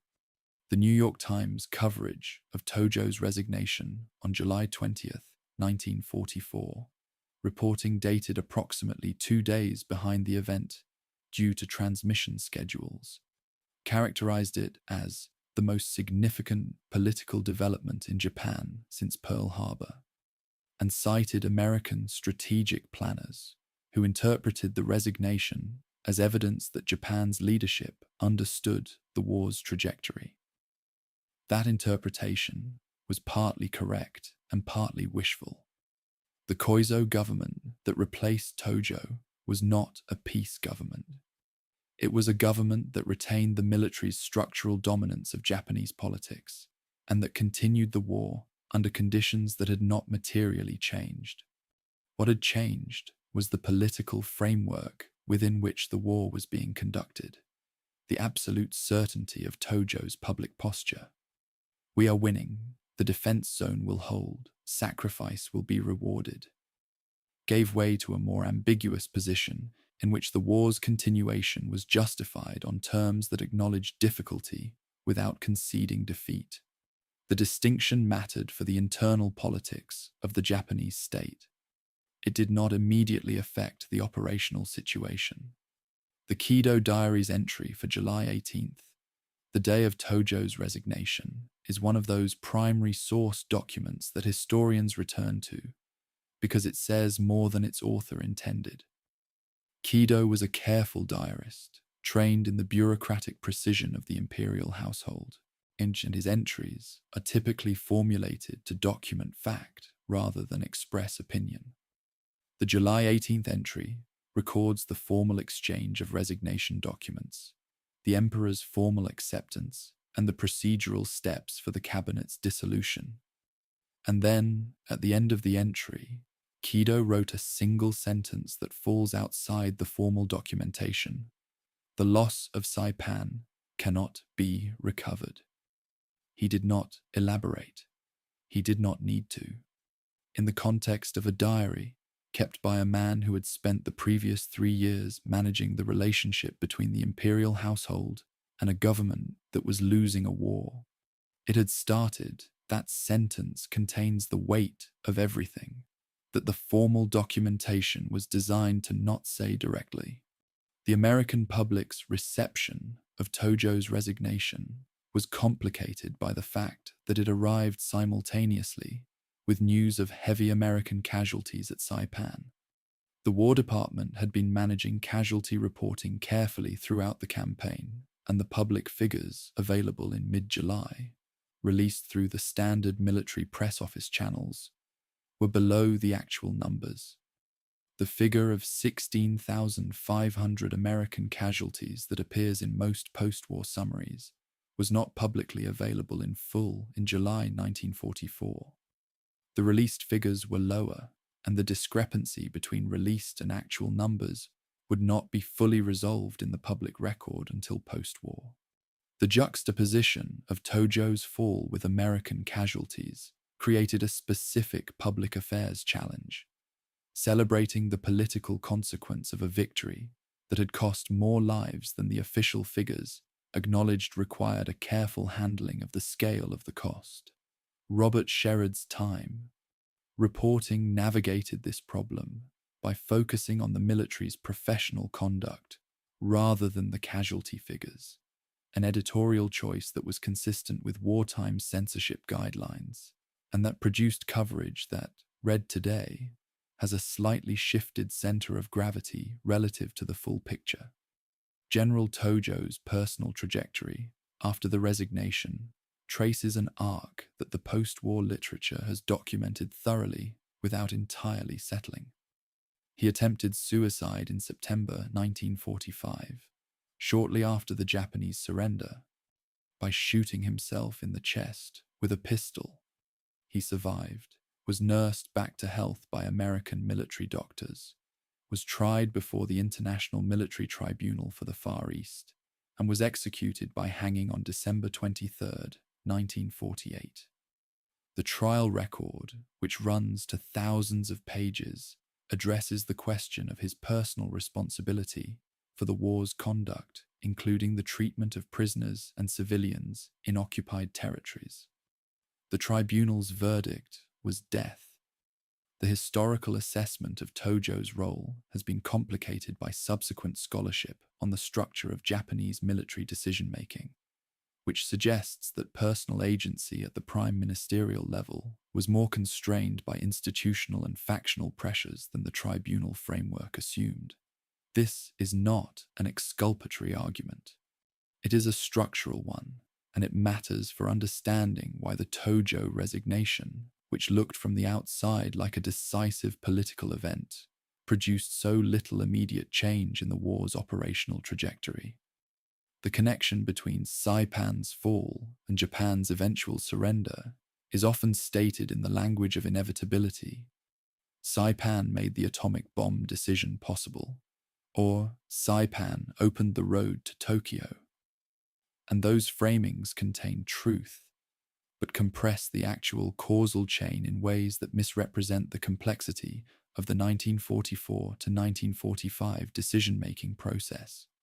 Saipan's fall demonstrated the failure of the absolute defense zone doctrine and removed a government that had staked its credibility on that doctrine, just it did not produce a Japanese government willing to negotiate surrender on terms the United States would accept.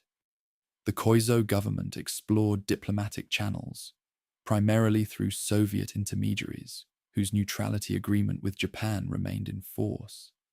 But those explorations were conducted on the assumption of a negotiated settlement that preserved the imperial system and avoided occupation, conditions that the United States, at that stage of the war, was not prepared to accept. The distance between Tojo's resignation in July 1944 and Japan's surrender in September 1945 was 14 months of additional fighting. Leyte Gulf, Iwo Jima, Okinawa, the firebombing campaigns, in which the death toll on all sides dwarfed the toll at Saipan. I find the Kiedo diary entry for July 18th the most useful single document for understanding what Saipan's strategic significance meant in real time, as opposed to retrospect. The loss of Saipan cannot be recovered. Not the loss of Saipan may prove difficult to overcome, or the loss of Saipan represents a significant challenge. Cannot be recovered. A senior Japanese official, writing for himself on the day the government fell, had arrived at a conclusion that the replacement government would spend 14 months refusing to act on. That 14-month gap is the most consequential period in the Pacific War's final phase, and it began on July 18, 1944, in the resignation of a prime minister whose government had staked itself on a defense zone that a beach landing on June 15th had already made obsolete. The Tojo resignation is, in one framework, the political culmination of the Battle of Saipan, the event in Tokyo that confirmed the strategic significance of what had happened militarily in the Marianas. In another framework, it is the point at which the battle's consequences became separated from the battle's execution, entering the domain of high politics and strategic calculation, rather than infantry and logistics. The men at Camp Susupe, filing through registration lines in July heat, were not thinking about the Jushin or Kido's diary or the Koiso cabinet. The Seabees, extending the runway at Isley Field, were thinking about load-bearing capacity and drainage grades. The Marine sergeant, filling out casualty forms for the third time in a week, was thinking about names. The political event in Tokyo that sealed the battle's strategic meaning happened 3,000 miles away from the people who had created the conditions for it. Chapter 16, The First Plane to Tokyo. On November 24th, 1944, 111 B-29 superfortresses of the 21st Bomber Command took off from Isley Field on Saipan and turned northwest toward Tokyo. The mission codenamed San Antonio 1, was the first American strategic bombing raid on the Japanese capital since Lieutenant Colonel James Doolittle's 16 B-25s had struck the city in April 1942 from the carrier Hornet, a mission whose military effect had been minimal and whose psychological effect on both sides had been enormous. The November 24th mission was different in kind, not just scale. The B-29 superfortress had a combat radius of approximately 1,500 miles, which meant that Saipan, 1,300 miles from Tokyo, put it within the superfortress's operational range with margin for combat maneuvering. The Doolittle raid had required a carrier because no land base within range existed. The San Antonio 1 mission required no carrier because the Seabees had spent 112 days since the battle's end, converting a Japanese fighter strip into a facility that could handle 100-plane B-29 operations.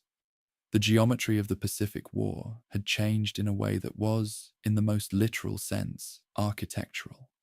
The technical specifications of the B-29 superfortress in November 1944 represent one of the most impressive and simultaneously most troubled engineering achievements in American aviation history. The aircraft was designed to fly at altitudes between 25,000 and 30,000 feet, above the effective ceiling of most Japanese interceptors and anti-aircraft fire, at a cruising speed of approximately 220 miles per hour, carrying approximately 20,000 pounds of bombs over a combat radius of 1,500 miles. It was the largest American combat aircraft of the war, with a wingspan of 141 feet 9 inches and a pressurized crew compartment that allowed operation at high altitude without oxygen masks. It also had an engine problem that its combat crews were intimately aware of. The Wright R-3350 duplex Cyclone engines that powered the aircraft had a tendency to overheat at high power settings, and the overheating could progress to engine fire in ways that were not always preventable by standard throttle management. B-29 engine fires claimed several aircraft and crews before the mechanical problems were partially addressed through procedural modifications and engineering changes in late 1944 and early 1945.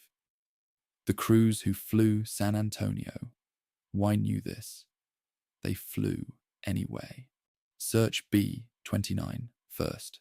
Tokyo Raid, November 24th, 1944, San Antonio. 1 results, Musashino accuracy, high altitude bombing. Results details, view, search Saipan, 1944, legacy Pacific War operation, downfall casualty estimates atomic bomb decision, Stimson, 1945, view, read https://theaviationgeekclub.com/almost-nothing, -went -right -the -first -unsuccessful -B-29 raid -on -Tokyo -led by former commander of Memphis Bell /view read https://theamericanpresident.us /images/projections.pdf view search 21 Bomber Command LeMay firebombing March 1945 Low altitude incendiary Tokyo Operation Meetinghouse Saipan bases statistics view search Saipan 1944 documentary legacy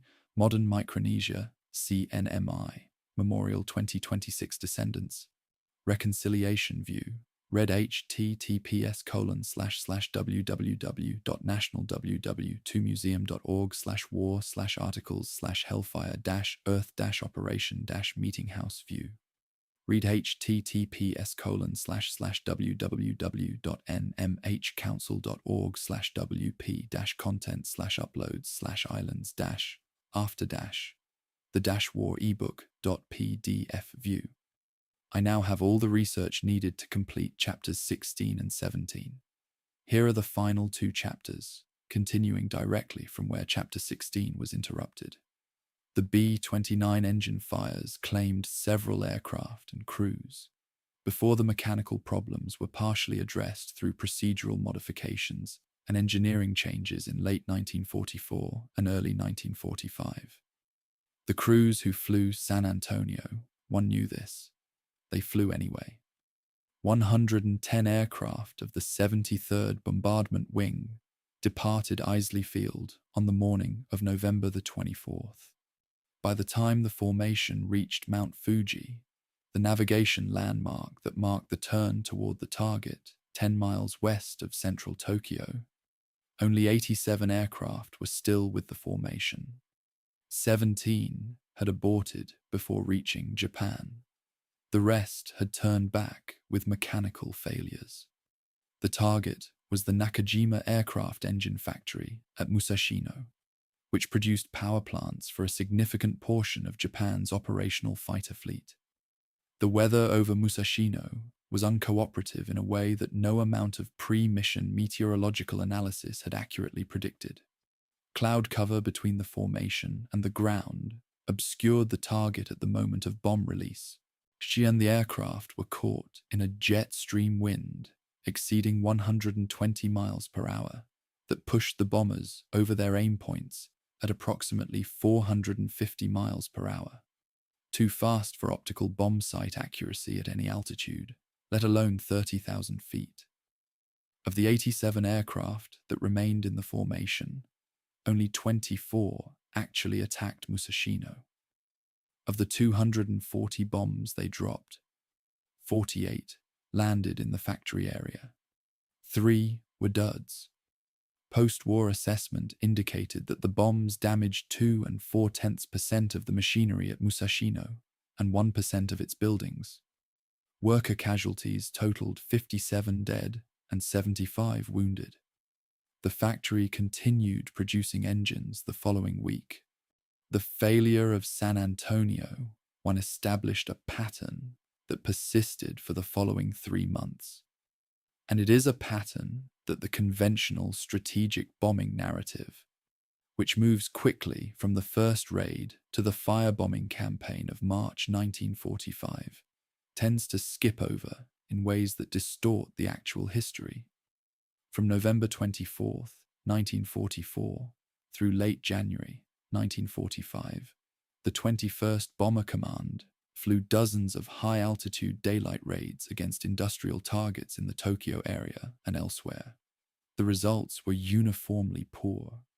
The jet stream, a high-altitude wind current that had not been systematically documented in pre-war meteorological research, and whose existence above the Pacific was not fully understood by American planners, consistently defeated precision bombing at high altitude by producing ground speeds and crosswinds that rendered the Norden bomb site's calculations meaningless. The fuel consumption required to fight headwinds on the return journey caused multiple aircraft to ditch in the ocean on the way home, killing crews who had survived the mission itself. The record of this period is one of institutional courage and operational futility in approximately equal measure, and it represents one of the more honest demonstrations in the war record of the gap between a weapon system's designed capabilities and its operational performance in conditions the designers had not anticipated. The man who resolved the problem, or more precisely, who abandoned the problem in favor of a different problem that he could solve, was General Curtis LeMay, who formally took command of the 21st Bomber Command in January 1945. LeMay was not a subtle man. His analysis of the high-altitude daylight bombing failure was direct. The jet stream defeated precision bombing at altitude. Precision bombing was therefore not achievable by the means available. The goal was not precision bombing, but destruction of Japan's war-making capacity. Therefore, a different method of destruction was required. The method he chose was incendiary bombing at low altitude, between 5,000 and 9,000 feet, at night, when Japanese fighter interception capability was reduced and the jet stream had no effect on the trajectory of bombs released at low altitude. The tactical logic was sound, and the strategic risk was considerable. Removing the guns from the B-29s to save weight and allow larger bomb loads, flying at night without fighter escort at low altitude over a heavily defended city, and using incendiary munitions against an urban area rather than precision munitions against a specific industrial target. LeMay briefed his crews, ordered the mission, and on the night of March 9th to 10th, 1945, sent 279 B-29s over Tokyo from bases on Guam, Saipan, and Tinian, with 1,665 tons of incendiary bombs. The results of Operation Meeting House are documented in the mission report filed by Headquarters, 21st Bomber Command, a document now accessible through the National Security Archive and signed by LeMay. The report records that 16 square miles of central Tokyo were destroyed. 250,000 buildings were burned. Approximately 1 million people were rendered homeless. The estimated death toll from the single night was approximately 110,000, more than the immediate deaths from either atomic bomb. American losses were 14 B-29s, approximately 90 airmen, from a combination of enemy action and accident. The mission report's language is the flat bureaucratic prose of official documentation. It records tonnage, sorties, results, and losses with the precision of an accounting document. What it does not record and cannot record is the experience described by Bombardier Maynard David, whose account appears in the National World War II Museum's historical record. When the bomb bay doors opened, the plane filled with smoke from the ground, and we smelled this horrible odor. We closed the bomb bay doors after we dropped and headed to sea. The odor was still so strong in the plane that the pilot ordered me to open the doors again to let the fresh air in. David did not explain in his account what the odor was. He didn't need to. The connection between the Battle of Saipan and Operation Meeting House is not metaphorical. It is architectural and logistical in the most literal sense. Every B-29 that lifted off from Islay Field on any mission against Japan had been enabled to do so by the CB construction program that transformed a Japanese Coral fighter strip into a long-range bomber base in approximately 112 days between July and October 1944. The runway that Brigadier General Emmett O'Donnell's aircraft used on November 24th was built by the same men who had been working alongside, and in some cases under fire from, the remaining Japanese defenders in the island's cave systems. The connection goes further. The casualty projections that drove LeMay's willingness to accept the moral costs of Meeting House, projections that placed American losses in a land invasion of Japan at between 500,000 and 1 million, were derived in large part from the Saipan ratio, a term used in American military planning documents to describe the proportion of attacking force casualties to defending force casualties observed on Saipan, and applied as a planning assumption to the defended beaches of Kyushu. The battle that had ended with Saipan, declared secure on July 9th, was still, in November 1944 and March 1945, generating its consequences in the form of strategic calculations, tactical doctrines, and ultimately command decisions whose human costs extended far beyond the island's shores. The men who flew from Saipan to Tokyo between November 1944 and August 1945 rarely saw Saipan itself, except as a set of coordinates on a departure chart and a set of runway lights on return. The island below them, as they gained altitude, was already becoming a logistics node rather than a battle site. The internment camps, the CB construction operations, the military government administration of Camp Susupe, All of it was receding into the background of a war that had moved on to its next phase. A B-29 crew member who flew his first mission from Isley Field in February 1945 wrote in a letter home, cited in the CB historical record, that the island looked like construction from the air, all cleared ground and equipment tracks and runways, like someone was building something big.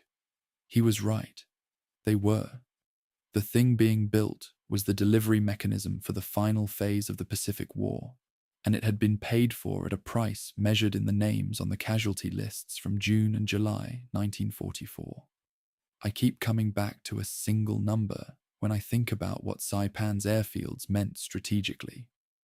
The Musashino factory on November 24, 1944, 57 workers killed, 2.4% of machinery damaged. The same area of Tokyo on the night of March 9th to 10th, 1945, 110,000 dead.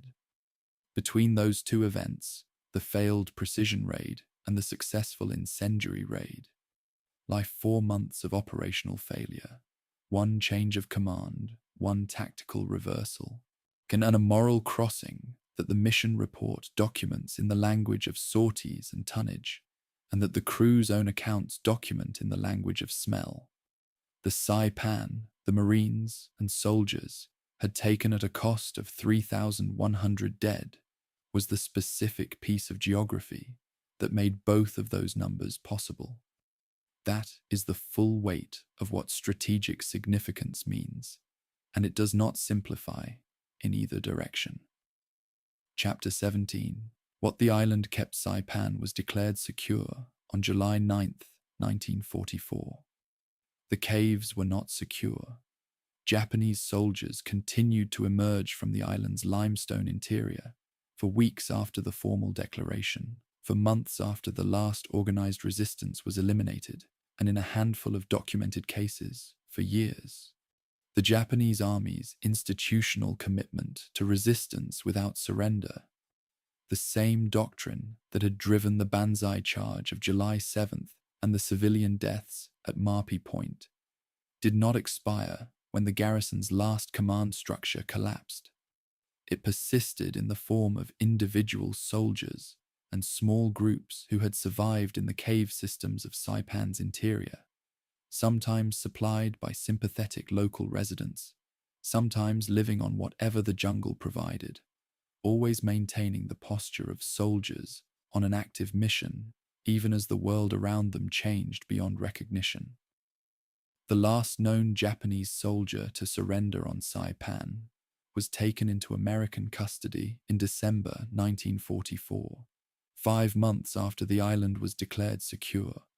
But the caves continued to yield human remains, some military, some civilian, for decades afterward, and in some cases into the 1980s and 90s, when Japanese government bone collection missions systematically worked the northern coast's cave systems for remains that could be repatriated.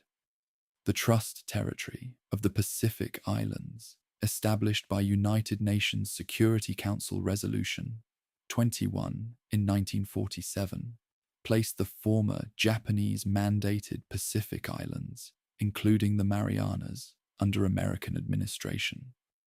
The arrangement had a specific Cold War logic that the islands after the war academic study articulates clearly. The strategic value of the Mariana Islands for American military operations in the Pacific made their administrative control a priority, independent of the question of what was good for the island's inhabitants. Saipan, specifically, became the site of the Navy's Technical Training Unit, operated, according to post-war documentation declassified in the 1980s, by the Central Intelligence Agency, which used the former Japanese military facilities at Marpi Point as a training installation for anti-communist intelligence operatives from approximately 1950 through 1962. The facility's operational security requirements rendered the northern end of the island, including the Marpi Point cliff sites, completely inaccessible to civilian residents for 12 years. Japanese bone collection missions that arrived during that period could not access the areas where the densest concentration of civilian and military remains were located. The Chamorro residents of Saipan were American nationals by 1946, but they did not receive American citizenship, with its full legal protections and political representation, until the covenant establishing the Commonwealth of the Northern Mariana Islands was ratified in 1978. That 32-year interval between the battle and full citizenship is a period that the island's political history tends to compress into a single transition narrative.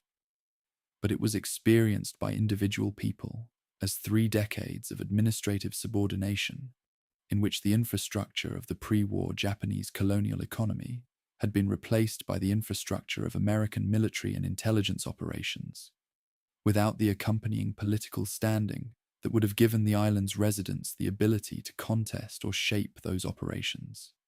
The It Rained Fire oral history collection includes testimony from Chamorro residents who describe the CIA training facility period as a continuation of the basic colonial condition under a different flag, a characterization that the academic literature on trust territory administration has found substantively accurate, whatever one thinks of the specific political framing. The Japanese tourism industry's relationship to Saipan's wartime landscape began in the 1970s and intensified through the 1980s and 90s. The Marpi Point Peace Park, which includes the Japanese, Okinawan, and Korean memorial monuments adjacent to the cliff sites, was developed primarily during this period, funded in large part by Japanese tourism revenues and reflecting the specific sensibilities of Japanese memorial culture. An emphasis on the tragedy of war and the innocence of those who died, framed by Buddhist and Shinto ceremonial vocabulary, without extensive engagement with the political and military decisions that produced the conditions for the deaths. The first American monument at Marpi Point was not established until 1994, 50 years after the battle. The temporal gap between the Japanese memorials and the American one is, in the most direct sense, a measure of which country's citizens came to Saipan and which country's government prioritized the memorial landscape. The islands. After the war study notes that the American Memorial Park in Garapan, the primary American commemorative site on the island, was designed and funded by the American Battle Monuments Commission and completed in 1994, by which point the Japanese memorial infrastructure at Marpi Point had been established for more than a decade. The bones. That is the phrase that appears repeatedly in the accounts of Chamorro residents describing the post-war landscape, and it captures something that the formal memorial and historical literature tends to abstract into casualty statistics. Approximately 10,000 civilian deaths, approximately 30,000 Japanese military deaths, 3,100 American deaths.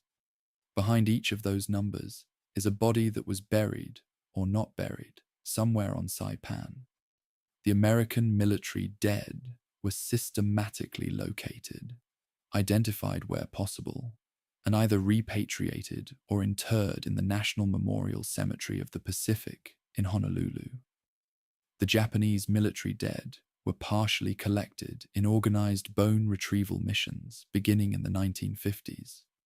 The Japan Association for Recovery and Repatriation of War Casualties, reconstituted in more recent form in 2016, continues to operate bone recovery programs on Saipan and the surrounding islands.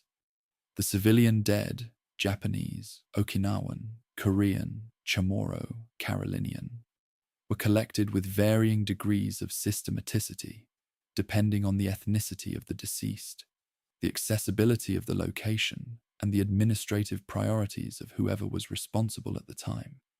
The unmarked graves and unrecovered remains of the civilian population are not a minor footnote to the battle's aftermath.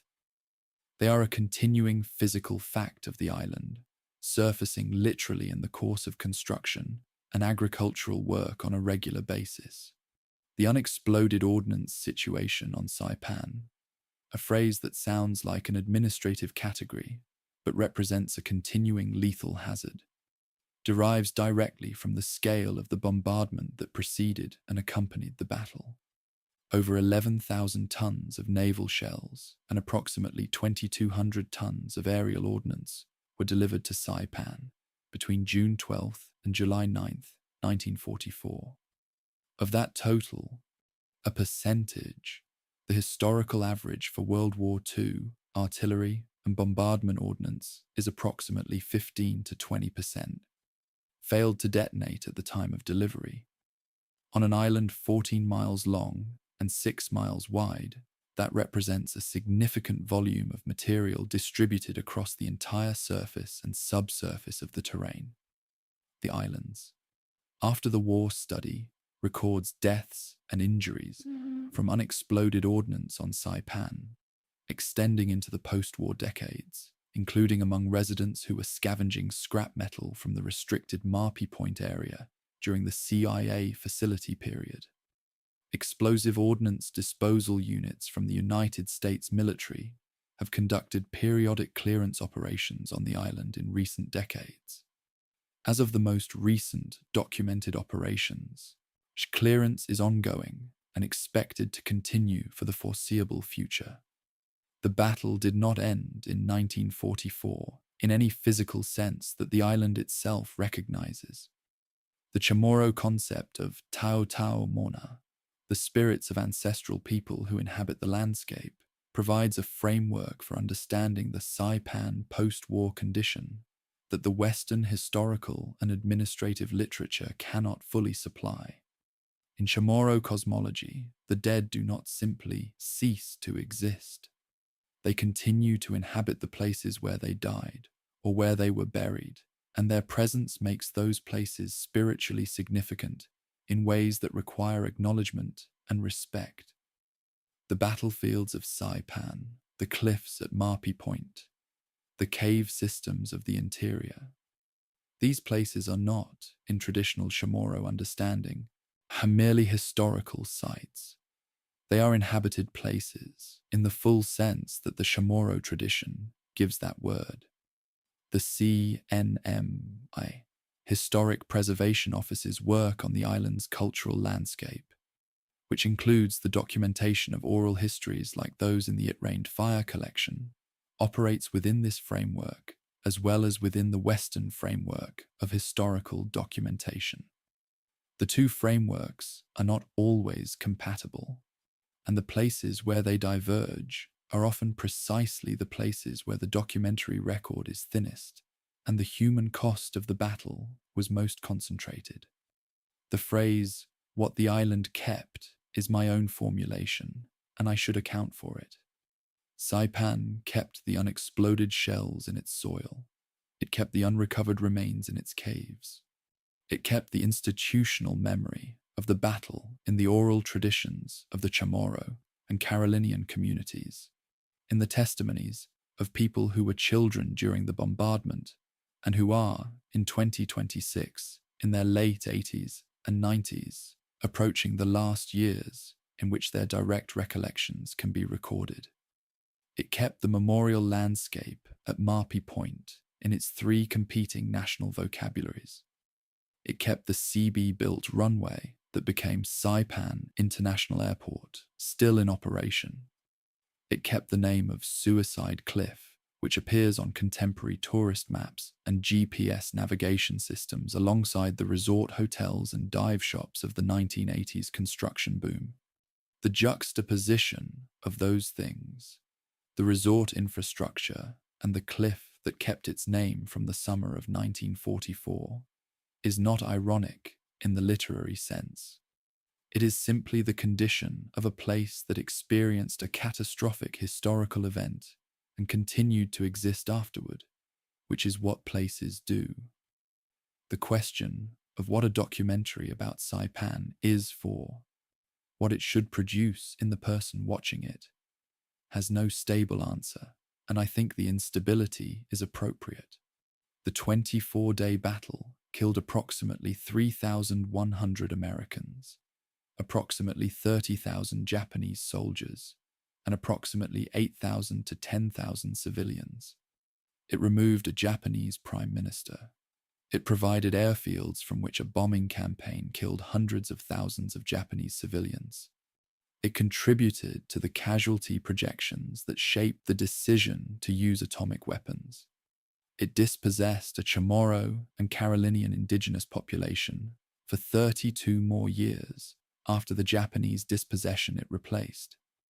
It established a Cold War intelligence facility on the cliff where civilians had died, and it left, in the caves and soil of a 14-mile island in the Western Pacific, a physical residue of ordnance and bone that is still being recovered in 2026.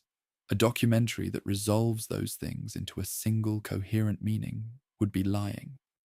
The most honest thing this documentary can do is refuse to resolve them, to hold the beach logistics and the Banzai charge and the loudspeaker broadcasts at Marpi Point and the fiery X over Tokyo and the 7 berths at Camp Susupe all in the same frame, without ranking them, and let the weight of that accumulation be the argument.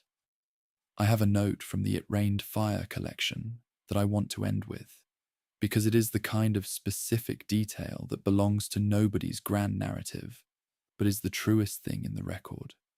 A Chamorro woman who survived the battle and was interned at Camp Susupe testified in an oral history recorded in the early 2000s that the thing she remembered most clearly from the internment camp was not the food shortage or the heat or the proximity to Japanese settlers who had previously employed her family. It was the sound of the generators the American military used to power the camp's lights, running through the night.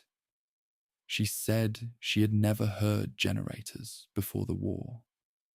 She said the sound kept her awake at first, and then became something she listened for before falling asleep, because it meant the lights would stay on.